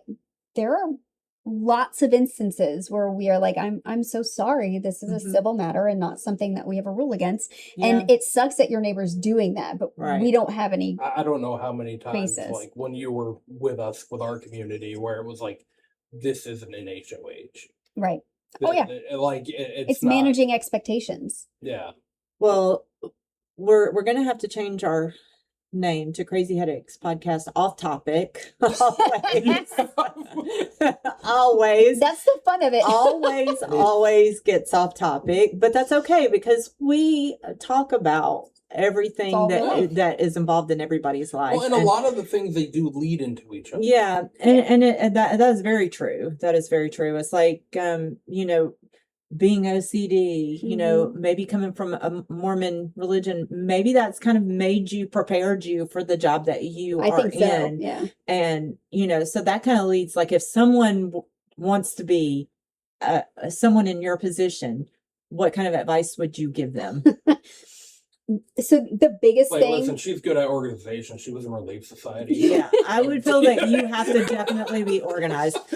Oh yeah, organization is big. I but would not be good in your position because I am not organized. Christian can vouch for me on that one. The biggest thing that I think I learned early on is as a manager, you give advice to your boards, and if they didn't take my advice, I was like devastated. Yeah. And that's going to happen. Your board is in control. I'm here as part secretary, part bookkeeper, part compliance officer, but at the end of the day, the board is making the decision, and you have to be okay with that. And too many times I've seen where previous managers have like pushed a narrative or pushed an idea because they felt so strongly about it.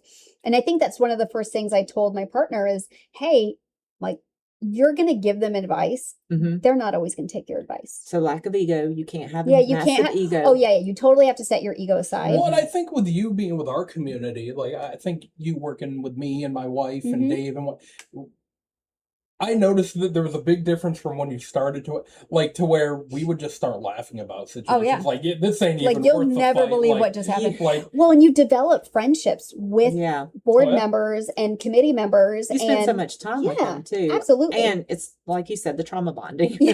legit. Trauma It bonding, really- 'cause I there don't is know a how lot many of- times I've called her and went, get this shit. I think that's why Christian's never going to leave us, because the trauma bond that we Right. have. It's like we've gone through so many different things that, you know, he's just like stuck. No matter if like he wants to leave, he's like, I can't go.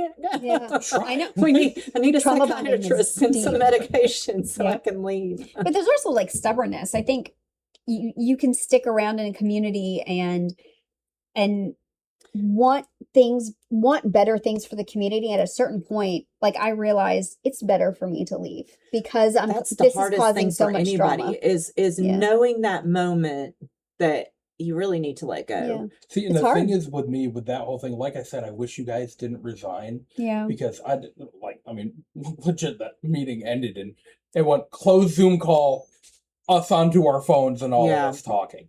And it was You guys crazy. had I people think out in the that's- driveway. I was like, there was people out in the road, like, yay, we won, this and that, like jumping around, and I'm So like, that's the worst thing you too. realize Is you like, just buried yourself? well, yeah. Letting people think they win. You know, you Yeah. have to be able to do that, because that's where your ego comes into play, where you like, "Oh, I don't want to lose, you know, I don't want to be thought as the loser.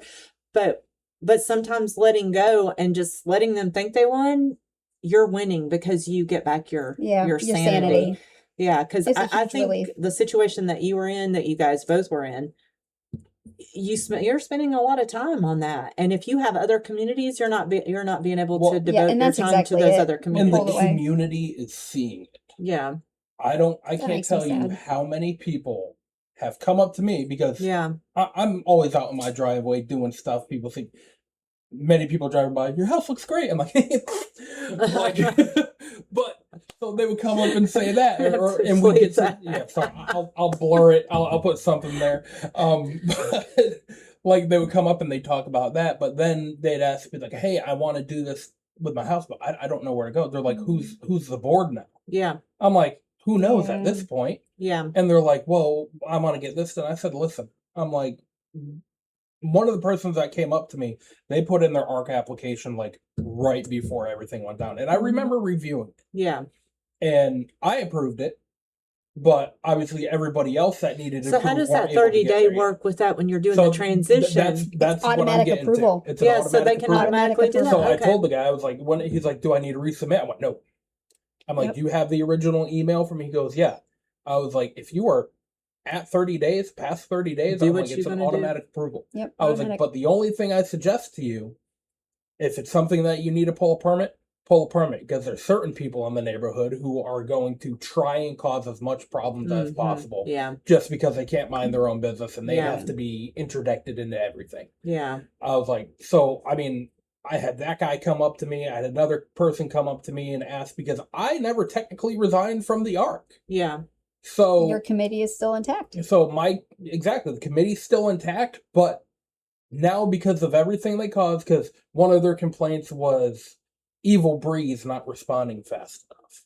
Evil Bree's not having enough meetings. Like, so much stuff like that. We had monthly meetings. Yeah, exactly. But that is like I was talking about, is the people that actually have not sat down and talked with Brie, right, and have not been in a meeting face to face with her. They're only taking the word from some other. If you like, the first time I called her when we moved into the house, I can't remember. We had a question about the mailboxes. I don't even remember. It was like a really simple question. I called her and she called me right back. I think it was less than 24 hours. Right. You weren't on the board. I wasn't on the board then. No. I was a brand new, so very sweet, very she was directing me to what I needed to be. She made me feel like really good. Okay, hey, we got a great HOA. Mm-hmm. And then meeting you and knowing you and stuff, you genuinely want what's best for the community and what's best for, maybe you didn't answer a couple of emails, like you said. I don't answer some totally emails. Accept that's my weakness. Look, I get 100 phone calls a day sometimes. And in fact, we are so busy in life. Like, I had a girlfriend that texted me. She wanted me to do something, an inspection for her. And I thought in my head at the time, I was like, oh, it's so good to hear from her. And I'm wanting to text, but then I got a distraction. And then I remembered while I was in church, actually, I'm like, oh no. Oh my gosh, I never texted Aaron back. Me too. So I wrote, because I always write notes while I'm in church. So I wrote on my pad, text Aaron back when you get out of church. So, but that's what I'm saying is, like, you just get this idea of who this person is in your head based on your narrative and your experiences that you had in life. And that person is not like that at all. Yeah. Like, people could invent you as the devil in their own mind. It's fine. And it's not true. And it's not true at all. So, like, that's why I get to know people before you pass judgment. Yeah. But I'm so grateful, because when that door-to-door effort was happening, the number of people that called me and they were like, I just want you to know this is going on. Yeah. And I so appreciate that. I had 2 owners knit me a blanket and sent it to me, and it was the sweetest thing I've ever gotten. Yeah. And was it too difficult? No. They live not difficult. It was the sisters. Yes, to each other. They are so sweet. I love them so much. And don't piss them off though. No. But like, the last thing I did was for them, and I made sure that they had an ADA accommodation for their trash cans. Yeah. Like, here it is. Mm-hmm. This will protect you because you have been targeted before by the association. Mm-hmm. And so not necessarily the association, but by people in the community calling. It was the board member who's old associate. Got it. Yeah. Mm-hmm. Yeah. Prior to me. I was never involved in that. But the aftermath of that is, when I came on, they were very defensive and scared because of what their experience was before. It wasn't that previous manager. That previous manager was being directed to go after them for X, Y, and Z. By Stalin. But I totally understand. And see, that's the thing, is like, you get this this preconceived notion of how someone is, based on your own problems or experiences or traumas in your life. And that's why I always try to tell Paul, like, he always gets in his mind, oh, that person's just an a-hole or whatever. I'm like, maybe not. Maybe, maybe they just have a problem with, things have happened in their life. Some of my favorite board members are the ones that were a thorn in my side, and then they joined the board because they can see it from both sides. Mm-hmm. I love that. Except for one situation. That's the only situation that didn't work out. Like, I'm not afraid. But he was a thorn before, he was a thorn after. Some people are actually a thorn. I know. But that's what I'm saying. Walks like a duck, talks like a duck. I'm saying, get to know. Yeah. And then once you can develop really that true. Mm-hmm. Well, and I truly, this is how they are. They are upset for valid reasons, and then 90%. They see behind the screen, and they're like, "Oh, yeah." like, you're not trying to hide anything. You're trying to Right, do everything exactly. right. I get to be part of the good thing. And I love that. But then you get some people that are trying to make up that you're hiding something, and Well, I don't know how many times. but sometimes people you make up breach stuff contract, in still their trying to figure head. out what you breached, but People make up stuff in their head and then they believe it. They truly and that's believe the thing. it. And when you're this certain individual, he had those things in his head that Brie was doing all this horrible stuff, this and that. She was so by the book. Yeah. Like, even with little stuff, we're like, can't you just do that? She's like, no. She's Yeah. like, can't do that. Sorry. Yeah. Like, she was very by the book, still Yeah. is with her other communities, about, okay, these are your bylaws, but these are also state laws, and it has to be done this way. There's Yeah. no way we can work around it. Yeah. So, I mean, that's why the person who hired me, I mean, I only managed while he was president for 5 months. I was about to say 5-6 months. 5-6 months. And I think that when he hired me, he thought, oh, she'll do whatever I tell her to do. Mm-hmm. And I very quickly, like multiple times, had to send emails, put it all in writing. This is not kosher. We can't do it this way. Yep. And then the paint hit the wall, and Literally. and I ended up on the other side of the table from him. Yeah. And since then, but I wasn't the one driving that. Yeah. It was a Yeah. community outrage and a new board that was like, hey, we're listening to what the community is saying. And we had people move out of the community because of it. Yeah. But that's She what straight up said, if I wanted to live in a community with a house like that, I would have moved into the hood in Compton. I was like, she left. whoa! And she straight up moved out. That was a lot. And it Wow. was painful. And people, instead of there being any kind of introspection, like, okay. Mm-hmm. And in this situation, the Yeah. association approached it with, hey, we're going to pay for you to change the thing that everybody's upset Because about. the prior arc did approve it. Yeah. After shouldn't pressure. have. But they're like, hey, we're gonna they did everything. We're gonna try to fix this and we're gonna pay for it. We're gonna eat it. And that it came down to a pride thing. And this is where like setting your ego aside is important. And in any community, you just set that aside and you get to know the person and then you can be a real community. Yeah. But I mean, then we thought everything quieted down. We had 4 great years running, like really no issue. Yeah, a couple of little issues here and there, but you're gonna get that. Yeah, Stupid little stuff, but we were able to work through it. It's good. And then it basically all started once he got the continuing violation letter. All of a sudden, oh no, that was every year that got renewed. well, yeah, but I think that was finally where who came onto the board. Now he had his little in because he had his buddy on the board now, and that he got that letter. It ruffled his feathers, and I knew that I called the same individual is causing problems yet again. And we're sitting there like, how is nobody in the community seeing that? Every time there's ulterior motives in the neighborhood, there's ulterior motives, and it's by a common denominator. Yeah. It's always that same individual every time, because the problem is he's good at talking with people. Mm-hmm. So he's one of those people where he'll schmooze you into what he's talking about, and that what he's saying is facts and gospel. He believes it himself, though. I truly think he believes convinced. that. Yeah. So I don't know that there's awareness that what he's doing and how it looks from the outside. Yeah. But I've also there's good side to people that some of these people that were big thorns were also the first ones that would go to somebody's house and pull the weeds for them because they couldn't do it. So there's two sides of it, and it just gets out of control, and that's the kind of thing that you can't. You can't. Yeah, they wanted to start that, and they did the whole let's petition to get rid of Brie and then out my That wife didn't pass, and this and that, and I'm like, I'm like these people, and now I'm to the point where not only I was getting pissed that they were attacking Brie because me and my wife, and we developed a friendship with Brie, and so I'm now getting protective of Brie, but then they turned around and they started attacking my wife. Well, now it's getting to the point where Dave, Brie, and my wife have grade 8 chains on me, like, Christian, no, you can't do that. There was a lot of holding back. There was a lot of holding back where I was ready to it was going to be scorched earth. It was done. So, like, the night of when I put in the arc for my house, and he was causing problems asking questions about it. But it was full transparency. It was, Big conversation. Yep.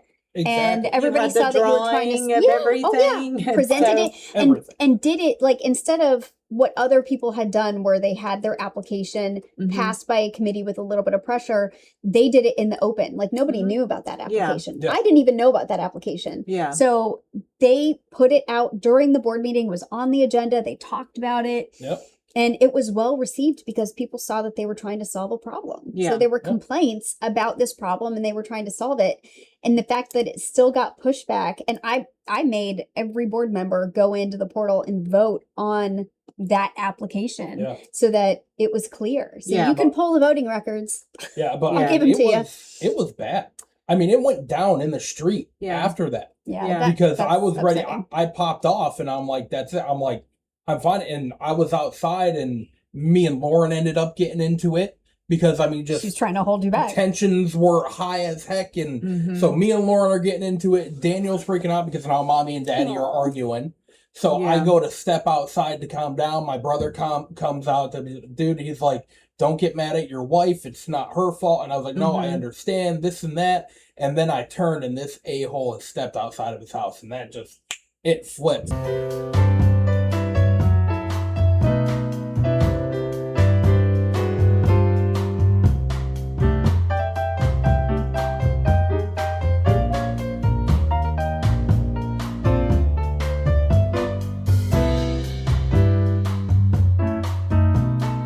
Watching you, like, no, it was because I mean it hit a boiling. Don't even say that on here. The problem is it hit a boiling point. It hit a complete boiling point with everything that they were pulling, and then attacking my wife, and then coming after me as well. Now I'm like, listen, I'm like, the worst thing for all of y'all right now is for Brie and my wife and Dave to step down. Yeah, you think you're gonna win. But them stepping down has now dropped my leash. Yeah. And that's what it has come down to. These people that were causing those problems, this and that, were always out and about, like, doing their thing, they're not outside their houses anymore. When they're walking down the street and going past my house, they cross the street to the other side and walk past. They will not because they make a fly comment. They were, they put themselves in a very slippery kind of battle. Because, like, to be honest with you, that subdivision was a very nice subdivision in an area that was not very beautifully developed or, I'm trying to see how I can phrase this. Is not a very, because when we went to drive into there, Ryan, depending on the direction you go, you're like, Ryan took us and like, hey, we got this house to look at. And we went in there and I'm like, where are we going? I wasn't really sure, wasn't, and it really was like its own. And oasis. then when you go in there, it was like, oh, this place is really nice, and the prices were really good in there, and you're if you don't have some sort of structure in that area, it can go. Don't have structure. Yeah. Because the people who thought they knew everything, are now realizing they don't know anything. Well, that's because people tend to, like I said, they think about their own thing and their own agenda, and they fail to look at all sides and try to gain an understanding of why you're doing this way or why you're doing it that way. And if you did that, you could really, and it may mean, like, if you sit down, that you leave and find someone else, but you do it in a way that when you transition, you have some kind of understanding of what's going on, but instead you just kind of pop off, and then you cause. Now nobody knows what's going on, and anything could happen in that subdivision, and it's just crazy. Some of the biggest complaints was they wanted to have monthly meetings. They wanted to have a response within 48 hours. This and that.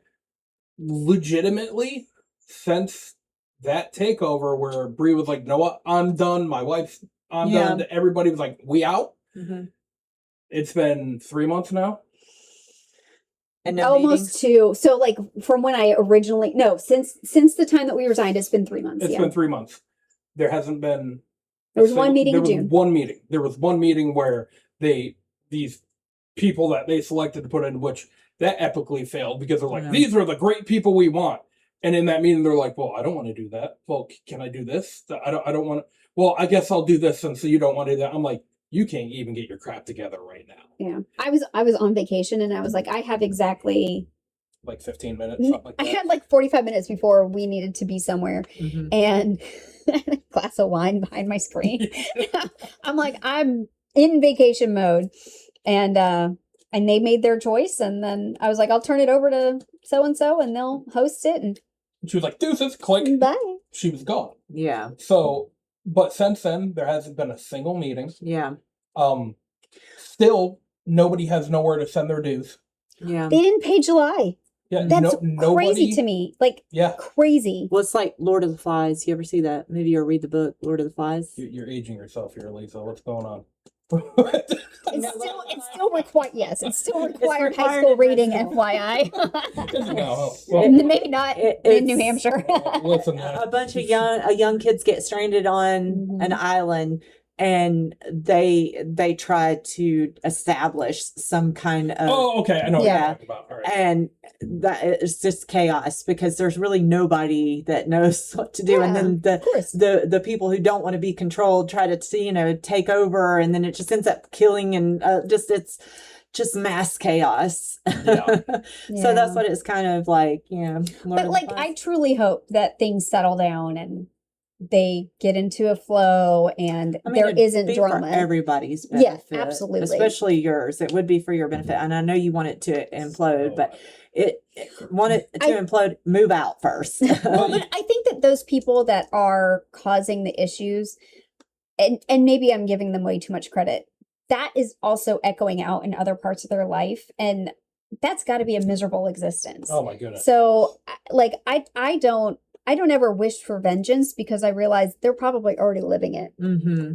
Well, and that's why, Karma will get you. like me, I I'm like, believe that stay too. mad, peck ahead.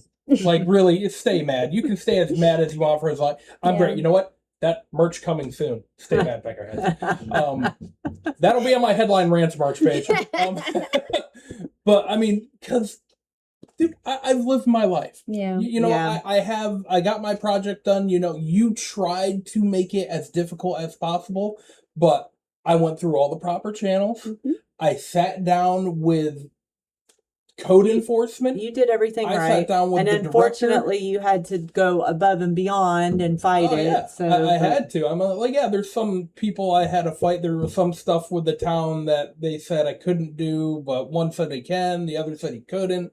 So it was, okay, now I've got to deal with the town, and they don't know what's going on, but that's finally when I just went into the town hall, and I sat down in his office, and we talked this and that, and Yep. I was like, clearly there's a communication loss somewhere through email. So let's talk about, and once I was able to clarify, he was like, oh yeah, no, you're good. Yeah. So I have perseverance. Listen, when Yeah. I have my mind set to something, it's gonna happen, and I'm gonna do everything I need to do to make sure it happens. Yep. yeah. And that's what I did. They tried holding me up by not wanting to prove the arc, but we had to prove to them there was nothing in the CCRs or anything preventing it, so you can't just deny it because of your opinion. Mhm. So we did that. State statute, by the way. Right. They have to cite the rule in the governing documents for why they're Exactly. denying it. So we did that, and then they had to. So I was like, all right, cool. So now that got approved, we applied for the permits. Yeah. We get the material delivered. Now all of a sudden I'm getting code enforcement called because they're saying we don't have permits and we're doing work without it. No work even Which started. delayed the permit Which because Which I thought was the best part because they're The they- product set, Yeah. everything had been delivered, and yeah, it's just sitting there. everything had been delivered. Now, on a normal basis, applying for the permit, Mhm. 7 days, you're going to Mhm. look around there. So we applied for the permit. 4 days later, all the material got dropped off. So now you're looking only maybe 2, 3, let's say another 5 days tops before that permit comes What was in. it, 2 months? And then we get going. This guy calls code enforcement to make a BS code enforcement to try and hold us up, just to be a thorn in our side. Mhm. And that's all it was. He had nothing behind it, but I'm going to inconvenience them. And so because of that, I had to talk to code enforcement. They right away were like, yeah, no, there's no code broken here. Like, you're good. Yeah, but you still had Had to go through- issues. Well, though. it That's was I the still problem. approved had- in April, and it was completed in July. We just officially got completed 3 weeks ago. Yeah. Yeah, that's And it official looks new grass and amazing. everything. It looks So, amazing. But now, because that code enforcement went in, when the people for permitting went to go look at it to approve it, they see there's a code thing. Yep. So they stop what they're doing. They're like, oh, well, there's a code thing. It has We to can't be resolved approve. before. So that has to be resolved. So then I had to get code involved again and say, hey, can you remove that? Because that's what's holding them back. You've already said it's nefarious, this and that. So she was like, And no we problem. know trying to get the municipality to reverse something that is And for very that difficult. municipality, you have to go in person. Like that's the only time you get results is going in The person. only way. Well, like we had to do with the wall, Yep. where I walked up in there and went, I want every documentation, every Yep. plan you have. Yeah. But so I have persistence though, so we were able to get it done. And now you can tell too, and that's the best part, you can tell it pisses him off even more that it got completed, it's done. Because every time he walks back my house, he's shaking his head. I don't even understand I don't because get that it either. looks amazing. And here's the thing, like it can only increase property value, but if anybody's going to be harmed from it, it would be you, because you probably may or may not get the value out of it if you sold your home, you know, for the upgrade. So it's a part of that whole real estate is like you over improved your property. But so what? You know, you didn't do anything that made it devalue, you know, and that's the whole thing. The whole thing about the HOAs is to kind of make some a little consistency, but also to make sure that the houses don't devalue and you know, to protect your asset. Well, and I think one of the best parts about it, and it is great because he's noticed it too, and it irritates him even more, is he didn't want us to do it because it's like, oh, doing your driveway pavers like that, what they want to do is going to cause flooding in the neighborhood. First off, no, it's not. But I mean, if that's your complaint, great. So I made sure before we even started the project, when we had our heavy downpours, I took pictures of the road and the water and this and that, and did that prior to. And then I was going to wait because I want to see what it's going to do afterwards. Yeah. After we've been finished, we've had a couple heavy rains. There is less water coming from my property than there was prior to. And I could tell he's noticed that because he has that like death stare towards my house because there's no water coming off of it. Oh my and everything's coming from his buddy's house. I'm like, there it is. So he doesn't even have that to go off of because I know he was going to try that. Right. We're at 2 minutes. I was going to say, we are. Yep. I don't know. Yeah. So this is going to be fun editing. Make it a part 1 and part 2. I think I might You may have to. I might split it into part 1 and part 2 because we got to film. We're going to film a second one today too, right? Oh my goodness. Y'all are busy. Yeah. We'll see. We were like, I showed up for our I actually showed up for our podcast a week early. I called him yesterday and was like, hey, it's tomorrow and not next Thursday, right? Yeah. I showed up last week. week. Is Brie here yet? I'm like, oh no. Christian's like, what are you doing in here? I'm like, well, I said I was late too. I'm like, you hadn't called me, but I wasn't going to call you and let you know that I was late because you hadn't called me yet. But I figured you and Brie were talking. So funny. And he's like, no, that's next week. I'm like, oops. That's going to be a problem.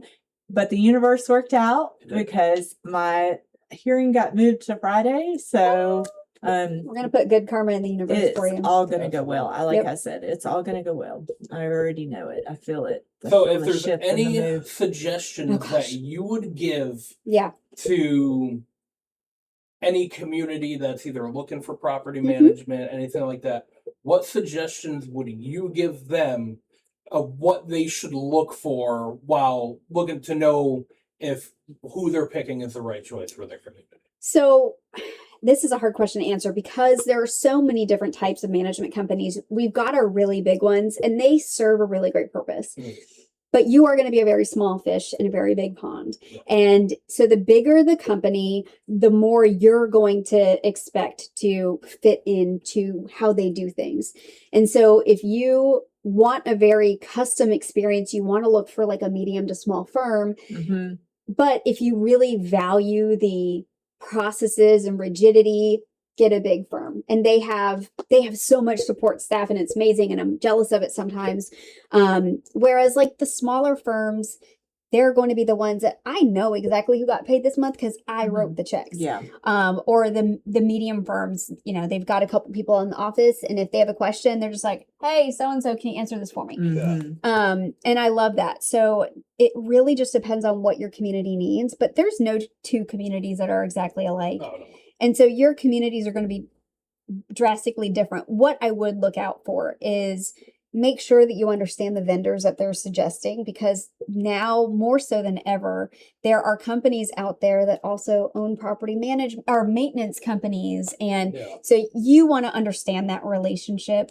I'm a stickler for, like, my vendors are not even allowed to, like, send me a Christmas gift. I want nothing. If you're coming to do work at my house, do not give me a discount. I usually don't even use my own vendors. But it is you as the board, you make the rules of what's going to, I mean, aside from your governing documents, but in your relationship with management, you are the boss. You're giving them the marching orders. But a lot of communities and boards don't understand that they have that power. They are the ones telling the management company what to do. But, or they'll get confused. What I hear all the time is, our HOA changed. Nope. Your HOA did not change. If you are in an association, you are all part owners in a nonprofit organization, and it's for the benefit of your community. And there are going to be decisions that you make that are the best thing for the association and maybe the worst thing for you as an owner. Yeah. It sucks. Like the wall is a good example of that. So just really understand how that plays in. And if it's a big firm, you need to ask to meet the manager they're going to assign you to, because you never know who that's going to be. And that's okay. So I mean, we work with and we work with a lot of property managers, and there's one property manager so we work with this one property manager. She went from a small firm to a big firm, and wow, I could see the difference, because being able to get I can always get a hold of her, but now, like, she's involved us in this big, and to try to get paid sometimes is like insane. And then to try to get a hold of. So we've gone out to homes and looked at, and it's immediate need. We send in, the estimate. We can't get a hold of that specific property manager to, like, but they have like so many of them, and some of them are part-time. Some of them don't even come into the office. And so that's where it's difficult. And Paul's just like, well, I already messaged him. I said, well, message him again here. And this is why I'll just keep messaging him until they call me we're back. all running out of hours in the day because we're up working at, I start work at 7 a.m. and then I have board meetings at night. Exactly. So I'm working until 9 o'clock at night. And so I kind of feel like these part-time property managers, because that's one thing that Paul was going to try to do. They probably have other jobs too. They're just doing this part-time, just a couple of days a week. I don't even understand how that And so works. That's why they're not easy to get a hold of. So, just be persistent. One of the biggest things I think, honestly, what a community needs to do is, if you're on the board, it's you need to shut up and listen to the community. If it's a valid, like, there are some times where board members do need to shut down community members because they're getting ridiculous. They need all right, this has manage nothing to do. Yeah, you have to manage expectations. But also at the same time, the board has to realize is all you're doing is you're the mouthpiece for the community. Yeah. So it's everybody's involved here. So the board, I think, should be asking their community members, what would y'all like to see in the property management? What are your expectations, so that now the board knows this is what the community expects. Absolutely. What can you provide? Like, and as a homeowner, get involved too. Oh yeah, don't go to the meetings. Don't get mad if you're not involved. Because if you're not involved, you have no say so. I feel like at that point, if you haven't been to the meeting and after that, you don't have any say so in what they decided. Well, I mean, you get people that go to the meetings. Well, I didn't hear about this. Well, this is the first time you've been to a meeting in 4 years. Like, if you showed up to meetings, you would have known about it. Yeah. Plus, we put all the documents on the website, so you could see it that way. All the minutes are there. All the agendas. It's all excuses, but I think what it comes down to is communities got to realize the board is just the mouthpiece. When it comes down to it, the whole community is running the show. You elect your board members. So you gotta they're your lobby. They're your lobbying team. Exactly. They're there to lobby for you. So, and you got to make sure if you're not liking something legit. Now, if it's something legit, yeah, you gotta suck it up, Buttercup, because what they're doing is with it. What is going on? What is that noise? I have no idea, but I think it's telling us it's time. I know, I was going to say. I think it's time. So we're going to leave it there because on that note, we got weird things going on. I don't know. The door's randomly opening on its own, and now there's some alarm going on. We don't have any alarms out there. No, I don't know. We have no alarms hooked up out there. So it's getting louder too. The only security we have in here is Smith & Wesson. So we're going to leave that there. So we hope you learned a little bit about HOAs and now a little bit about Mormon religion and Freemasons. And that's something that we could probably get into a larger topic in another day. Yeah, we're going to have Brie back at some point. We definitely. Anytime. You are a Thanks great for having guest. me. You are definitely you. a great guest. Yep. So much fun. That we actually went over 2 hours. Yeah. I'm so sorry. Well, it's so easy to talk to you. But at the same time, it's like you had to drive some distance to get here. here. That's true. Knock it all out at once. I kind of would have felt horrible if we only did 45 minutes. Oh, I'm like, on. Well, yeah. bye, Brie. But I get so much work done in the car. It's But we appreciate. We Thank are you. very grateful that you were able to come on anytime and gave us a lot of great information. No. And and I actually did pretty good. I thought I was going to get more unhinged. So, well, we didn't get deep into some of the stuff. So no, I think we purposely avoided that. We kind of kept it a little, off of your thing and more into in general, which is I like best. throwing people under buses sometimes. If we've already talked about that, like you and I could get into the things that have been going on in our lives, and then we could just be talking about it, and then get very passionate about it. Yep. But But we'll leave it there. We love y'all. Love you. Peace.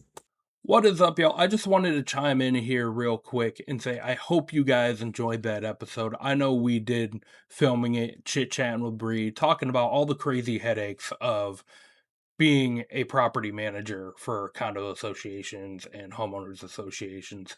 One thing I did notice, though, after talking with Brie and also editing this episode, one thing we didn't do is we didn't give her company a shout out.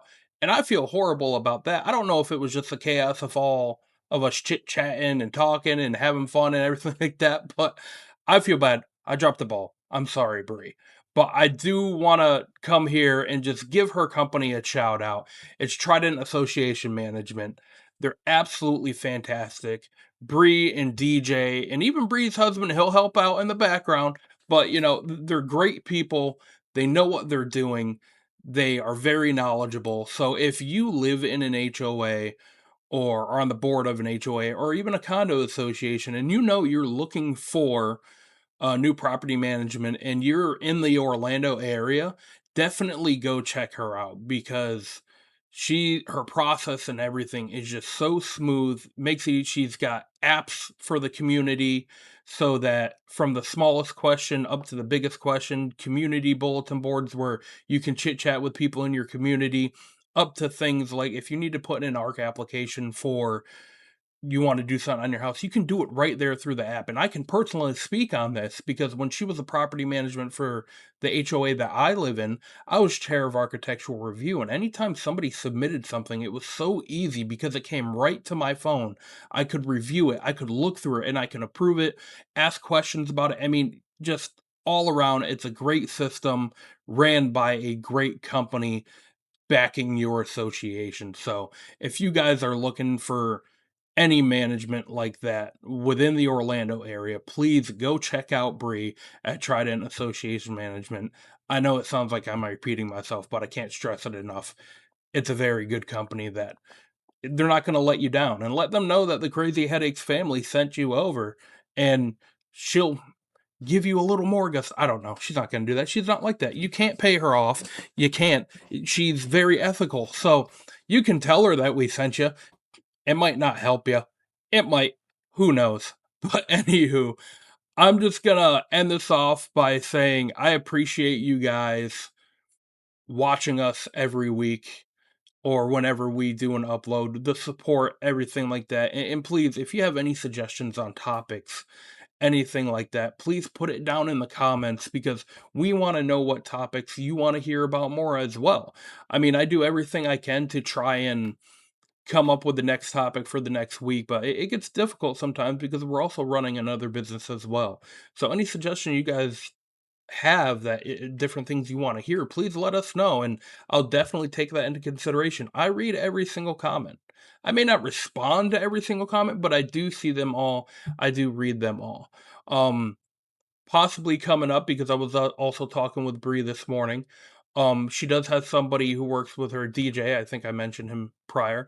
Who is also does real estate, and he's a broker as well. So I'm gonna try and work on getting him on here as well, because yes, we have had a real estate agent on here before, Kristen Silvers, who is absolutely fantastic, great person. But I think it'd be cool to get another real estate person on here who we can get his perspective on things as well. And it could also give you guys a little bit even more knowledge of what to look for when you're looking at buying a house, or you're looking for a broker, because he's a broker as well. So he can give you that end of things as well, which I think is great. So let us know if that's something you want to see. You want to see more real estate agents on here, which I don't think is a bad idea, because of how the housing market in Florida is just crazy right now. So I don't think it'd be a bad idea getting the most amount of people in here who know what they're talking about selling houses.